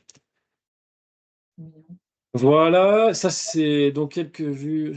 Alors, ça, c'est mon petit appartement personnel qu'ils ont mis. Alors, vous voyez, attendez. Je vais vous montrer. Hop, hop, hop. Des noirs. Voilà. Alors, je vous montre cette photo-là parce que dans la vidéo, donc déjà, ils ont fait un appartement pour accueillir tous les étrangers qui viennent, qui sont des donateurs ou autres qui veulent venir les voir. Donc, vous pouvez aller les voir. Voilà. Et comment ça se passe? Donc là, le toilette, donc il y a pas de papier toilette. Vous avez tout en Inde, c'est avec des jets d'eau. Il n'y a pas de papier toilette nulle part quasiment. C'est très rare. Ou sauf dans les hôtels 4 étoiles, mais en général, vous avez la douchette. C'est très pratique d'ailleurs, j'ai trouvé ça super. Ça évite d'avoir consommer du papier. Et puis la douche, ça c'est au seau, c'est-à-dire que vous remplissez le seau là, enfin vous avez un robinet, vous remplissez le seau, puis vous avez un autre petit gobelet, puis vous nettoyez comme ça. C'est très économique en eau et c'est très bien, on peut très bien se laver comme ça. J'ai découvert tout ça, j'avais jamais fait ça. Et ça, c'est vraiment très commun, tout le monde fait ça en Inde, hein. C'est pas une C'est exception. les pauvres, hein, ça. Hein. Ouais, ouais, ouais. Au Japon aussi, hein. Puis Ouais, on a ouais, ouais, ouais. on a ça, je sais pas si tu as vu ça en Algérie, quand tu vivais là-bas. Non, non, non, non, ça, j'ai pas fait en Algérie. Hein. Alors, le petit, je continue. Le petit, ça c'était mon petit appartement, vous voyez. C'est juste pour vous montrer comment c'est. Et puis là, c'est toujours en construction, c'est-à-dire que peut-être qu'ils espèrent qu'un jour ils pourront continuer à construire, mais du coup, ils ont construit plutôt pour les filles. Je vais vous montrer ça rapidement. Les enfants, bon, là, après, je vais vous montrer quelques photos parce que quand j'ai sorti, j'avais un appareil photo, le téléphone, mais quand je sortais l'appareil photo, j'étais un vrai journaliste photographe. Et alors là, ils étaient comme des oufs. Ils faisaient tout en photo. Ça, c'est le matin, il est 7 heures du matin et ils attendent le bus. Donc, ils attendent dehors, là, et ils attendent que le bus arrive parce qu'il y a une rotation de bus qui va les chercher. Ils ont un tracteur pour aller chercher la nourriture aussi, des sacs de grains ou l'eau, des fois. Et puis voilà, donc ça, c'est les enfants, ça, c'est une moyenne section. Et là, vous voyez, je suis à table et puis je me mets la main indienne. Alors, les gens que vous voyez, donc Lakshmi, c'est la femme du pasteur, là, et ces deux-là, ce sont des enfants qui ont été adoptés par eux. Donc lui, il est résident ici et il fait chauffeur, il s'occupe d'emmener les enfants, il gère un peu. C'est quelqu'un un peu dur. J'ai prié avec lui et tout, j'ai témoigné avec lui. On a fait, j'étais touché aussi par sa condition. Et lui, il est chauffeur de bus, je crois. Et puis, il y en a qui font aussi des études, qui font des super études, qui arrivent à faire, qui arrivent à aller aux États-Unis, qui arrivent à faire des universités. Et puis, ils se marient, ils ont des enfants. Et tout ce petit monde-là se retrouve à Noël. Et je vais vous montrer quelques images de Noël. Et puis là, donc, c'était sympa parce que ils me faisaient, quand ils font la nourriture pour tout le monde, ils mettent du riz à part et ils le mettent avant de mettre les épices. C'est-à-dire qu'ils mettent un tout petit peu d'épices parce que sinon, moi, je pourrais pas manger. En fait, je peux pas manger ce qu'ils mangent parce que c'est trop épicé. Moi, j'aime bien les plats épicés, mais je peux pas manger comme eux, ils mangent, quoi. En tout cas, bref. Ils savent, hein, parce que souvent, quand il y a des invités, ils font ça. Et puis là, on va, eux, ils mangent avec la main, hein, ça, c'est comme ça, il n'y a pas de couvert. Alors moi, ils sont gentils, ils m'ont filé une fourchette et une cuillère, quand même, ils étaient sympas avec moi. Alors, je me suis testé quand même. Et donc là, on arrive le soir, et le soir, on va partir voir les pauvres d'entre les pauvres, parce que les chrétiens visitent les pauvres d'entre les pauvres. Donc là, quand on part, vous voyez les bus sur la route, voilà comment ça se passe. C'est très joli, c'est super sympa. Et là, on est en route et on va aller voir les quartiers pauvres, d'où viennent les gens, enfin les enfants souvent qui sont récupérés. Donc c'est au bord d'un canal, là, c'est dans le coin, hein, là on est au bord de la mer, on n'est pas loin bord de la mer, et il y a un canal, puis alors les cochons comme ça, et les animaux. Et alors, ce qui différencie les pauvres des autres, c'est qu'ils vivent sous des tentes, ils n'ont pas de maison en dur. Donc ça, c'est typiquement les gens, ils vivent toute leur vie là, hein. Ils ont une natte par terre et ils vivent là, quoi. Il y a énormément d'enfants. Et ce qu'ils vont faire, c'est que depuis 5 ans, les chrétiens du coin, ce qu'ils font, c'est qu'ils viennent, pareil, à 5 heures. Ils ont missionné une femme qui, à 5-6 heures du soir, leur offre un verre de lait et un œuf tous les jours. Et des fois, quand ils ont des cadeaux en plus ou des trucs, c'est ce qu'ils avaient là, ils viennent. Et puis comme moi j'étais là, c'était l'occasion que je fasse la distribution, tout ça, qu'ils voient des blancs, enfin qu'ils voient un blanc. Et donc, bah, c'est parti pour distribuer dans un quartier pauvre les gâteaux et enfin, le lait et l'œuf aux enfants. Et puis là, vous voyez, là, ils ont dans les mains, ils ont des cadeaux parce qu'ils leur avaient apporté des cadeaux.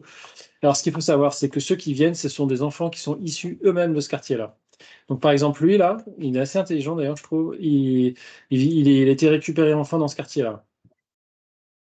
Et là, voilà, ils vont faire la queue et puis je vais leur distribuer l'œuf et le lait, vous allez voir ça. Et donc ça, c'est des filles qui sont aussi issues de ce quartier, qui sont été abandonnées ou données, petites, et elles viennent apporter des cadeaux, bénir les enfants, elles les embrassent. Je trouve ça extraordinaire. Lui aussi, il vient de ce quartier-là. Et vous voyez, il avait fait préparer des cadeaux pour les enfants. Alors, celui qui a accroupi, il s'appelle Gopi. Il est en thèse, c'est un thésard et un mec brillant. Et donc, lui, il n'est pas issu d'ici, mais il a été aussi adopté tout petit dans l'orphelinat. Alors, bien sûr, ce qui gêne souvent l'État indien, c'est qu'ils deviennent chrétiens, parce que du coup, c'est des chrétiens qui s'en occupent. Et c'est pour ça aussi qu'ils serrent la vis au niveau des communautés, bah, que ce soit même musulmanes ou chrétiennes, parce que ils n'aiment pas trop cette influence maintenant. Bon, bref, c'est un autre sujet, mais. Donc là, il avait du savon, des livres et des lunettes. Et là, c'était la joie dans le village.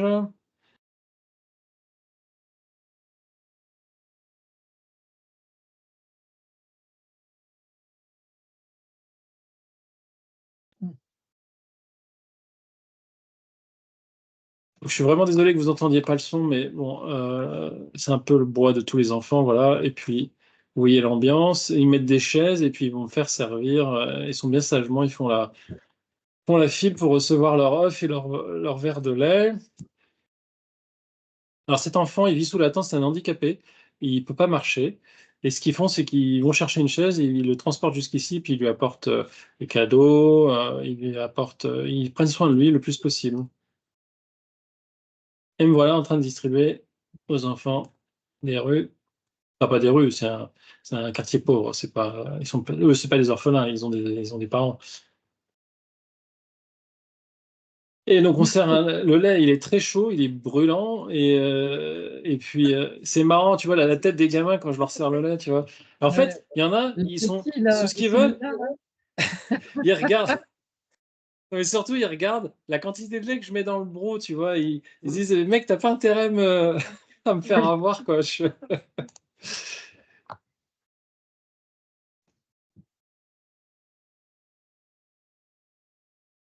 Et voilà. Et donc, je vais faire ça pendant 20 minutes, le temps de distribuer, de vider le seau de lait et d'avoir distribué le lait et un œuf à tous les enfants.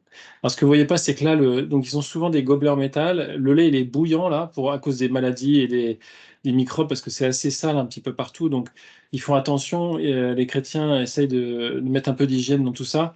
Et du coup, le lait est très chaud, ce qui évite d'avoir des bactéries qui se baladent et autres. Et donc, même en mettant le lait comme ça, on peut se brûler les doigts, mais eux, pas de problème. Et voilà, donc ils sont là juste à côté, ils se posent. Et alors, pour certains enfants, on dit que c'est leur seul repas de la journée. Bon, les chrétiens, c'est des fois un maximum, mais donc ils font ça pour les enfants, mais les familles sont très pauvres ici. Et quand les familles ont beaucoup d'enfants, ont plusieurs enfants, ils n'arrivent pas à pouvoir subvenir à tous les enfants. Et en revenant, le soir, ils m'ont fait la fête, ils m'ont fait l'accueil. Et donc là, voilà, ça c'est chez les garçons. Et puis alors là, ils vont m'honorer comme ils honorent, c'est-à-dire qu'ils vont mettre collier de fleurs, ils vont offrir un truc de tissu, et puis on va prier ensemble aussi. Donc vous voyez, voilà, ils m'ont remis le collier de fleurs, ils me remettent un tissu en honneur et en accueil, et puis ils claquent des mains. Alors il n'y a pas le son, c'est dommage, parce que faudrait que je résolve ce problème un jour, mais et donc là, ils tapent dans les mains, ils claquent des mains, et ça, c'était assez chaleureux et c'était assez sympa et touchant. Donc là, le pasteur a fait un petit laïus sur ma personne, qui j'étais, je venais de France, puis il leur a appris à dire bonjour en français, puis alors ils me disent bonjour en français. Voilà, c'était sympa.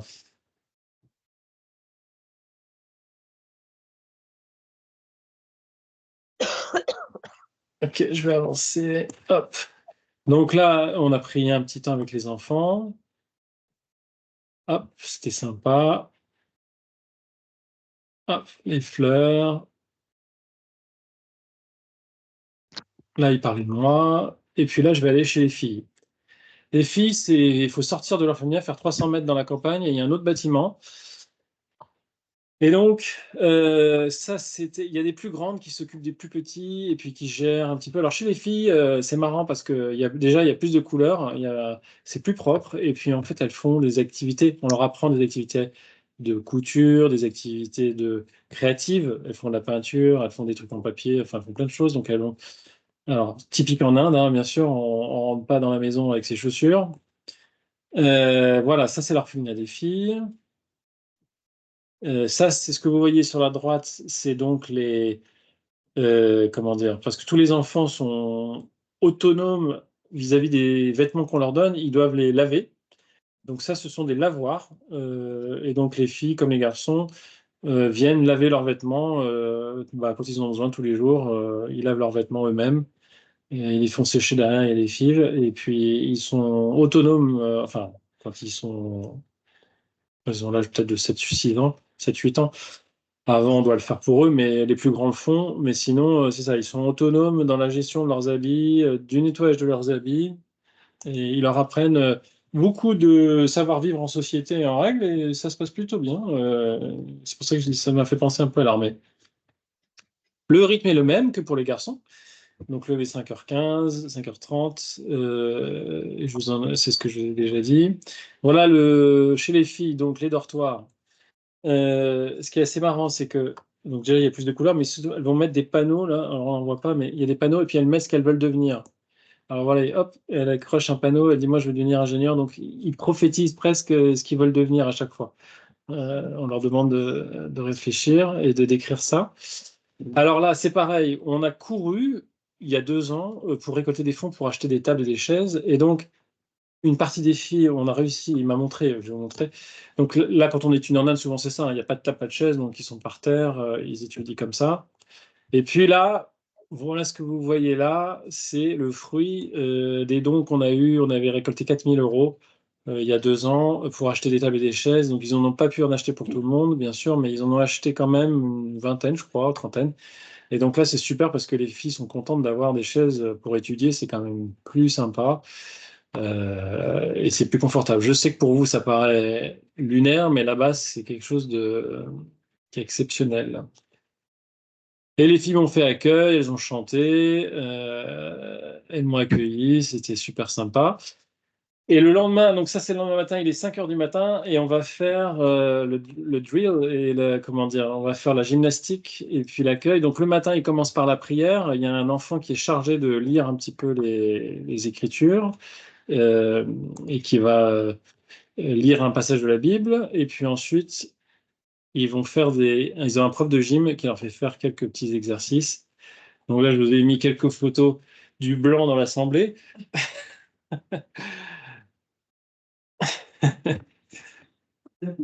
Normalement, il y a de la musique et tout, il y a du son, hein. C'est dommage parce qu'on l'a pas, mais bref. Bon, là, il est 5h30 du matin. Moi, j'étais là, ça s'appelle le chien, il faut halter, tout ça. On fait du yoga, un peu gymnastique, c'est sympa, c'est assez doux, c'est ça. Mais moi, je transpirais hein, quand même hein, en sortant. Bref. Voilà. Et alors, eux, ils continuent, et parce qu'ils font des spectacles dans l'année d'école. Donc là, ils font des pyramides, ils font tout un tas de trucs. Ils bougent pour des spectacles, ils s'entraînent. Tous les matins, ils font ça, hein. Alors, c'est pas tous les enfants, je crois qu'il y en a une vingtaine. Voilà. Donc là, ils font un lotus. Là, alors, la pyramide, vous allez voir, ils avancent, ils chantent en même temps, ils font un tas de trucs. Alors cet enfant, je l'ai pris en photo parce que il y a dans les lois, dans les nouvelles lois qu'il y a, les orphelinats sont obligés d'avoir une pièce qui est dédiée aux malades. C'est-à-dire que quand un enfant est malade, il faut qu'il soit isolé des autres pour pas qu'il y ait contagion ou autre. Et ce gamin, il était sorti, il n'avait pas le droit de sortir parce ça faisait une semaine qu'il était dans son lit, il était malade comme un chien. Et puis tout d'un coup, je pense qu'il avait entendu de l'activité. On est le matin là, hein, et il avait sorti sa gamelle pour aller chercher parce que tous les enfants vont chercher leur gamelle pour aller prendre la tambouille pour la journée. Et donc là, lui, il s'est élevé, et puis il y a quelqu'un qui lui a dit de le rentrer immédiatement. Il ne pouvait pas sortir parce qu'il était encore malade et peut-être contagieux, je ne sais quoi. Donc, la vaisselle, voilà comment ça se fait. C'est dehors, il y a un tuyau. Et là, ce que vous voyez, c'est le matin, les enfants ont fait la lessive. Alors, ils ont fait ma lessive en plus aussi. Il n'y a pas de machine à laver, hein. C'est ça qu'il faut savoir. Ils font tout à la main. Ça, je me dis que la machine à laver, c'est quand même pas du luxe, hein. Il faudrait qu'un jour on en rachète une parce que. Et c'était pour vous Il y montrer a le comment. problème de l'eau, hein. Oui, oui, il y a le problème de l'eau, mais on est entouré de verdure. Mais alors, ce que vous voyez là, c'est que l'orphelinat a été construit, il est dans la verdure, mais en fait, il y a une pression à cause du nombre de nouvelles personnes, de l'économie, qui fait qu'ils sont en train de construire tout autour. Et la ville se développe et le centre-ville va arriver jusque-là et bientôt les champs seront plus que des bâtiments et il y a une pression immobilière sur les terrains de ouf. C'est-à-dire que je crois que l'hectare, il est autour de 100 ou 200 000 euros. Enfin, même pour les Indiens, c'est super cher, quoi. C'est presque les prix dans nos campagnes à nous, quoi. Donc c'est assez incroyable, quoi. Bref. Alors, le matin, vous voyez, ça c'est, je vous ai dit, le réfectoire. Donc, comment ça se passe? Vous allez voir comment ça se passe. Là, tous les matins, les enfants viennent prendre leur gamelle, ça c'est le petit déjeuner. Donc ils ont généralement du riz et puis un curry avec. Et donc là, ils attendent le top départ. Alors ce qu'ils attendent, c'est les charlottes et les gants, parce qu'en fait, les cantinières, ils essaient de respecter toutes les règles d'hygiène quand même. Donc là, on va leur apporter des gants, on va leur apporter des charlottes pour qu'ils puissent faire le service. Moi, j'ai fait le service aussi, donc on m'a mis la charlotte, et j'ai pris les gants.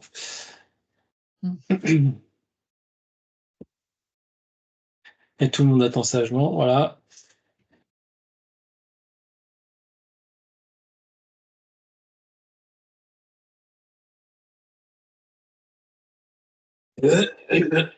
Et le service va commencer. Et ensuite, je vais avancer un peu parce qu'il est déjà tard. Voilà, donc là, c'est tous les jours. Donc là, les enfants chantent et prient pour bénir Dieu de leur avoir donné à manger. Donc, ils ont un verset, je crois, où ils chantent un truc en,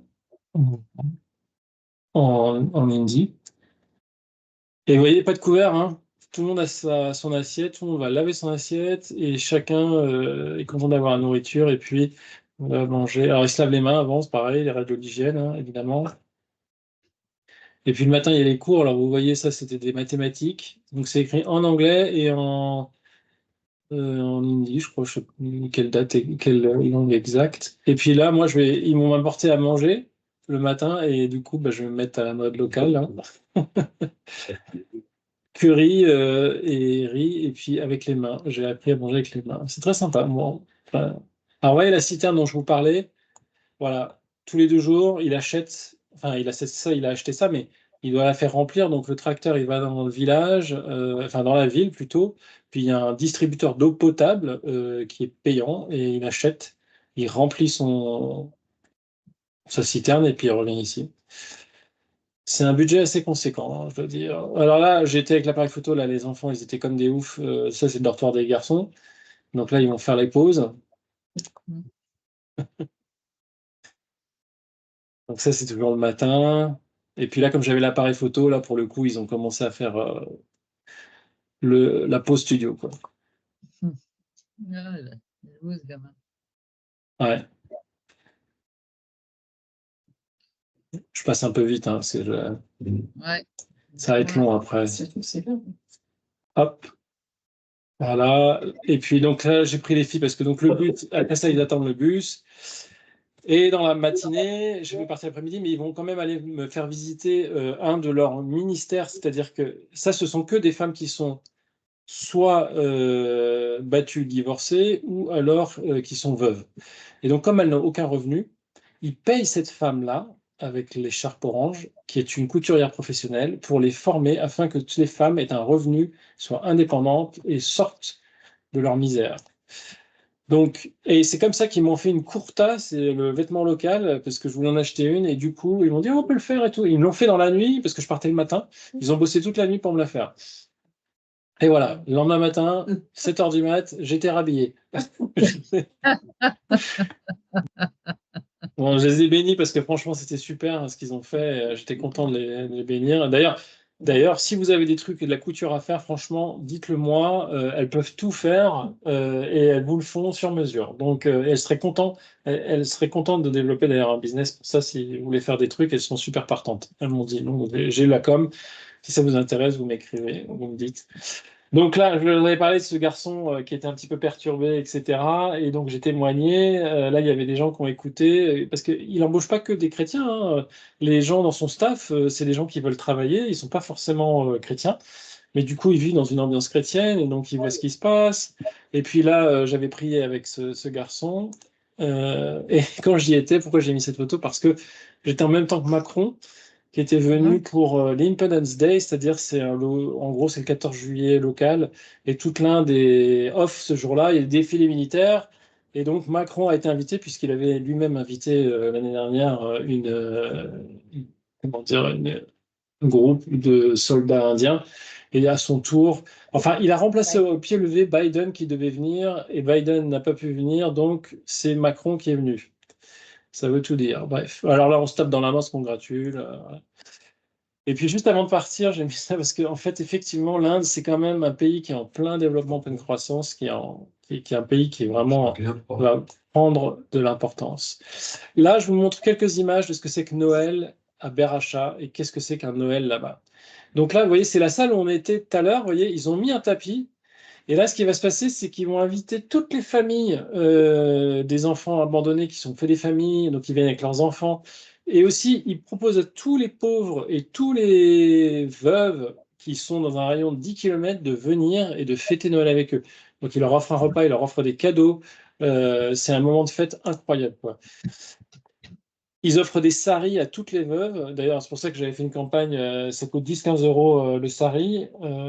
Parce que... Et on offre à toutes les. Je ne sais pas si vous reconnaissez le. C'est là où j'étais. Enfin, on a vu des images. Donc voilà, là, vraiment, je crois qu'il y a 800 personnes qui viennent pour Noël. Ça dure 2-3 jours. Ils font des conférences, ils prient et puis ils offrent à manger. C'est vraiment un moment de fête. Les enfants font des spectacles.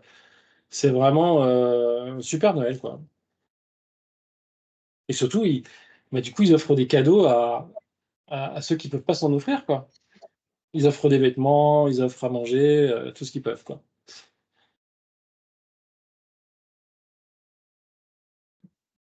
C'est dommage qu'on n'a pas le son parce que il y a l'ambiance, il y a la musique, tout ça. Moi, je progresse en technique. Donc, vous voyez, donc ça, c'est Noël. Alors, il y a plein de gens qu'ils invitent, qui sont des hindous, qui ne sont pas des chrétiens. Ils invitent des gens pauvres, des gens dans le besoin, et puis ils leur offrent un repas. Et pour les veuves, ils leur offrent des vêtements, quoi. Enfin, ça arrive.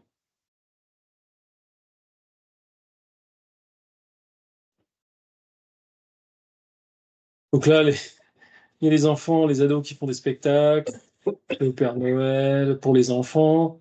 Ils offrent à manger à tous les enfants, et les enfants qui ne sont pas que de l'orphelinat, hein, c'est des enfants de l'extérieur aussi. Donc c'est vraiment un moment de fête, quoi.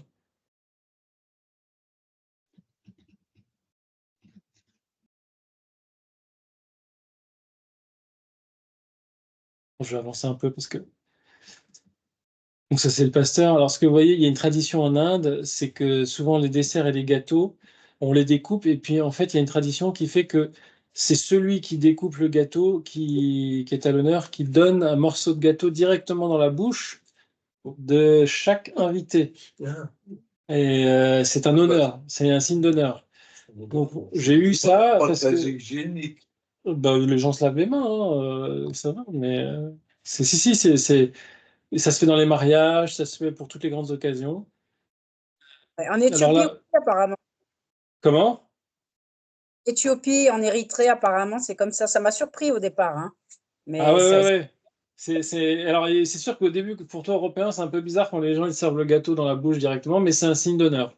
C'est un signe, c'est une bénédiction. Et là, donc là, alors, on n'entend pas le son, mais je vais vous dire parce que je l'ai vu 50 fois la vidéo.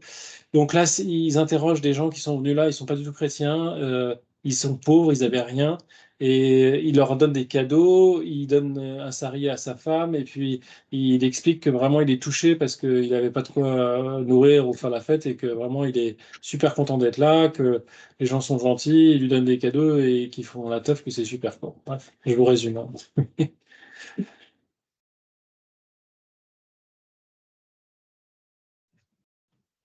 Pareil, voilà, ça c'est un autre couple qui viennent de je sais pas d'où. Et puis des enfants aussi, qui ne sont pas forcément des orphelins. Voilà. Donc ça, c'est Noël. Dernière petite vidéo de Noël avec les enfants. Vous voyez, ils ont mis des ballons. Et puis, ils font les spectacles de Noël. Ils rappellent, ils refont les scènes des évangiles avec la naissance de Jésus-Christ, de Marie, etc. Ils évangélisent un petit peu en faisant des spectacles.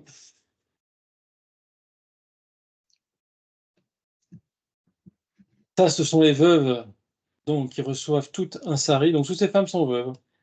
Et quand vous êtes veuve en Inde, c'est très compliqué parce que vous n'avez pas de revenus, parce que le mari, c'est la source de revenus et de la famille. Donc, vous n'avez plus rien. Donc, il s'occupe pas mal des veuves. Il y en a, la plupart du temps, les cantinières sont des anciens, sont des veuves.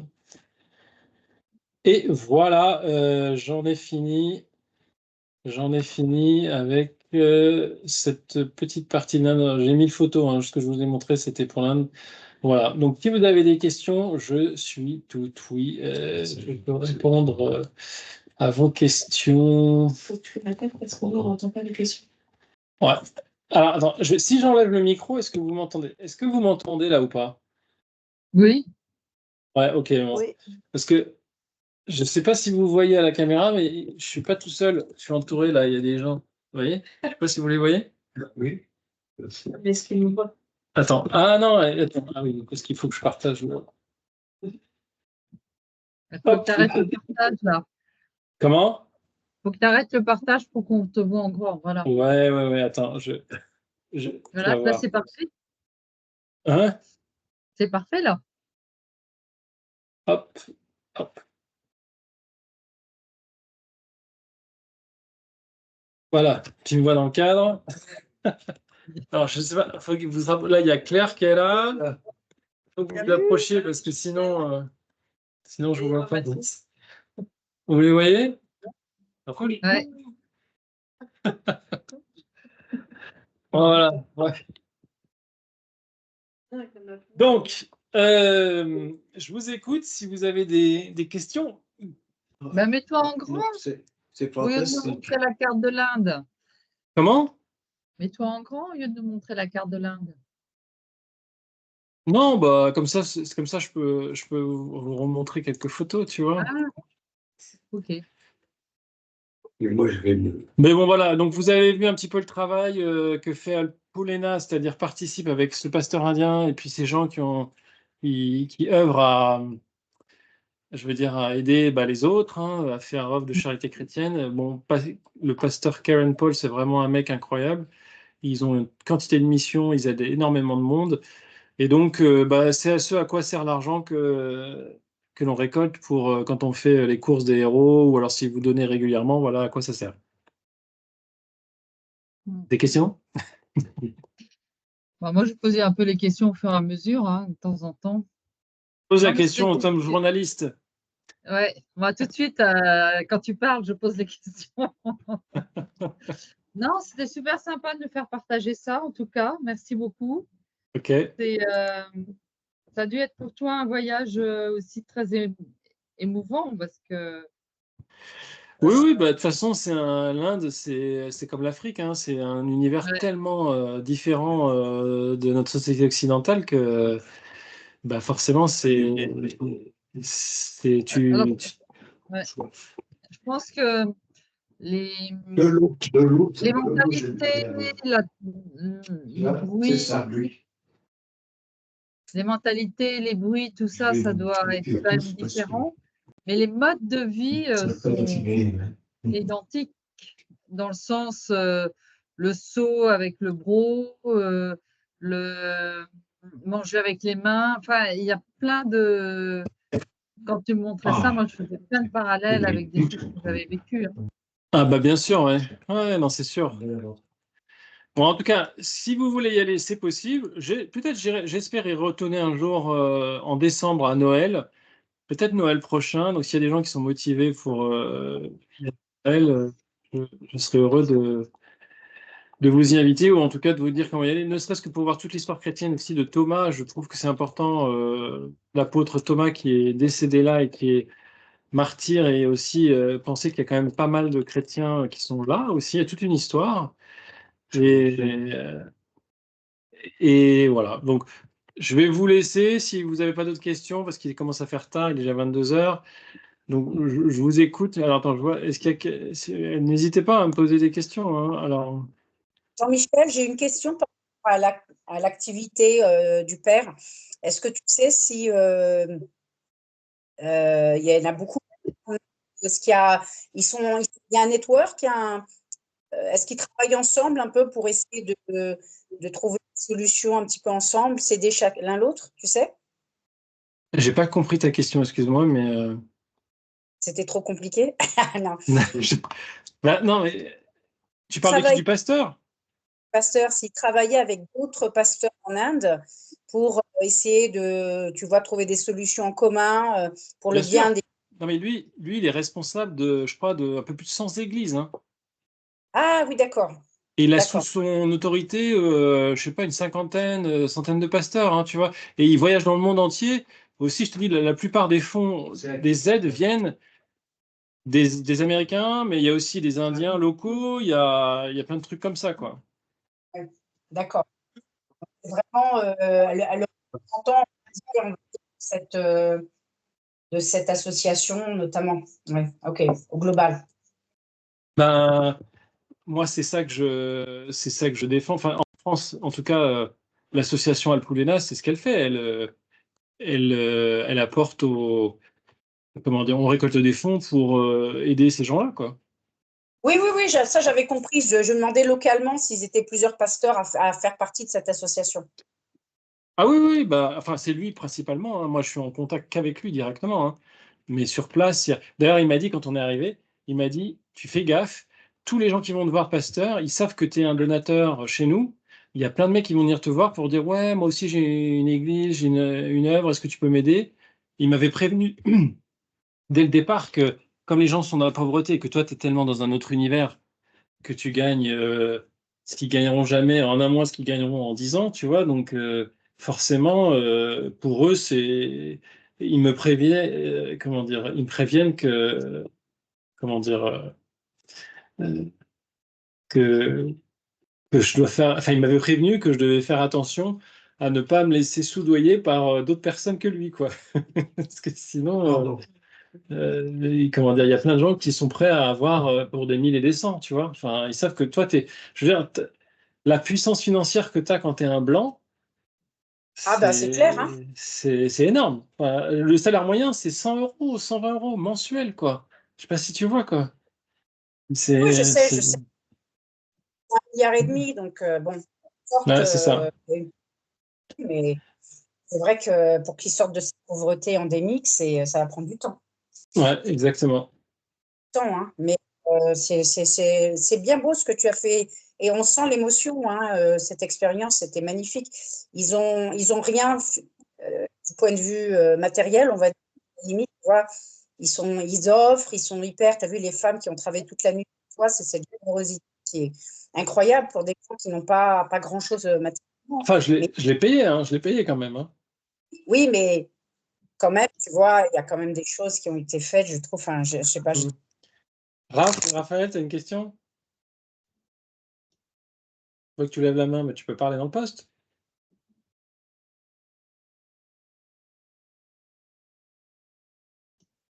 Raphaël, est-ce que tu nous entends? Apparemment, non. Bah, je t'entends pas, mais tu peux parler dans le poste normalement. Est-ce qu'il a mis son micro? Raphaël, active ton micro. Ouais, ouais, aussi, le micro est activé, mais Bon.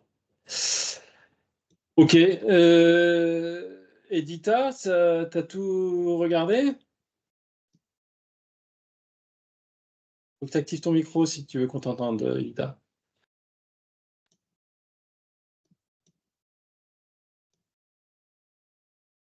Sonia, une question? Oui. Non, non, parce que c'était très bien, très clair. Merci beaucoup. C'était une très belle, ouais, c'était un très beau voyage. Ok. Et puis, bah, je voudrais bien que tu m'envoies plus d'informations sur comment on peut faire un don. Voilà. Mais je Ok. verrai avec Claire. Ouais, Je- sans je verrai. problème. En tout cas, merci beaucoup. Je vais Bah, vous je t'en laisser, prie. moi, de mon Ouais. côté, et je vous souhaite une très bonne fin de soirée à tous. Ah bah, moi aussi, je vais tous vous laisser. Je vais vous souhaiter une bonne soirée. Et puis, bah, si vous avez des questions, n'hésitez pas à m'écrire ou à contacter ceux qui vous ont contacté. Et je me ferai un plaisir de vous Ok. répondre. Ok? Eh ben, super. Merci beaucoup. Au Ciao, revoir. bonne nuit. Au revoir. Au Si, revoir. Jean-Michel. Ciao, merci.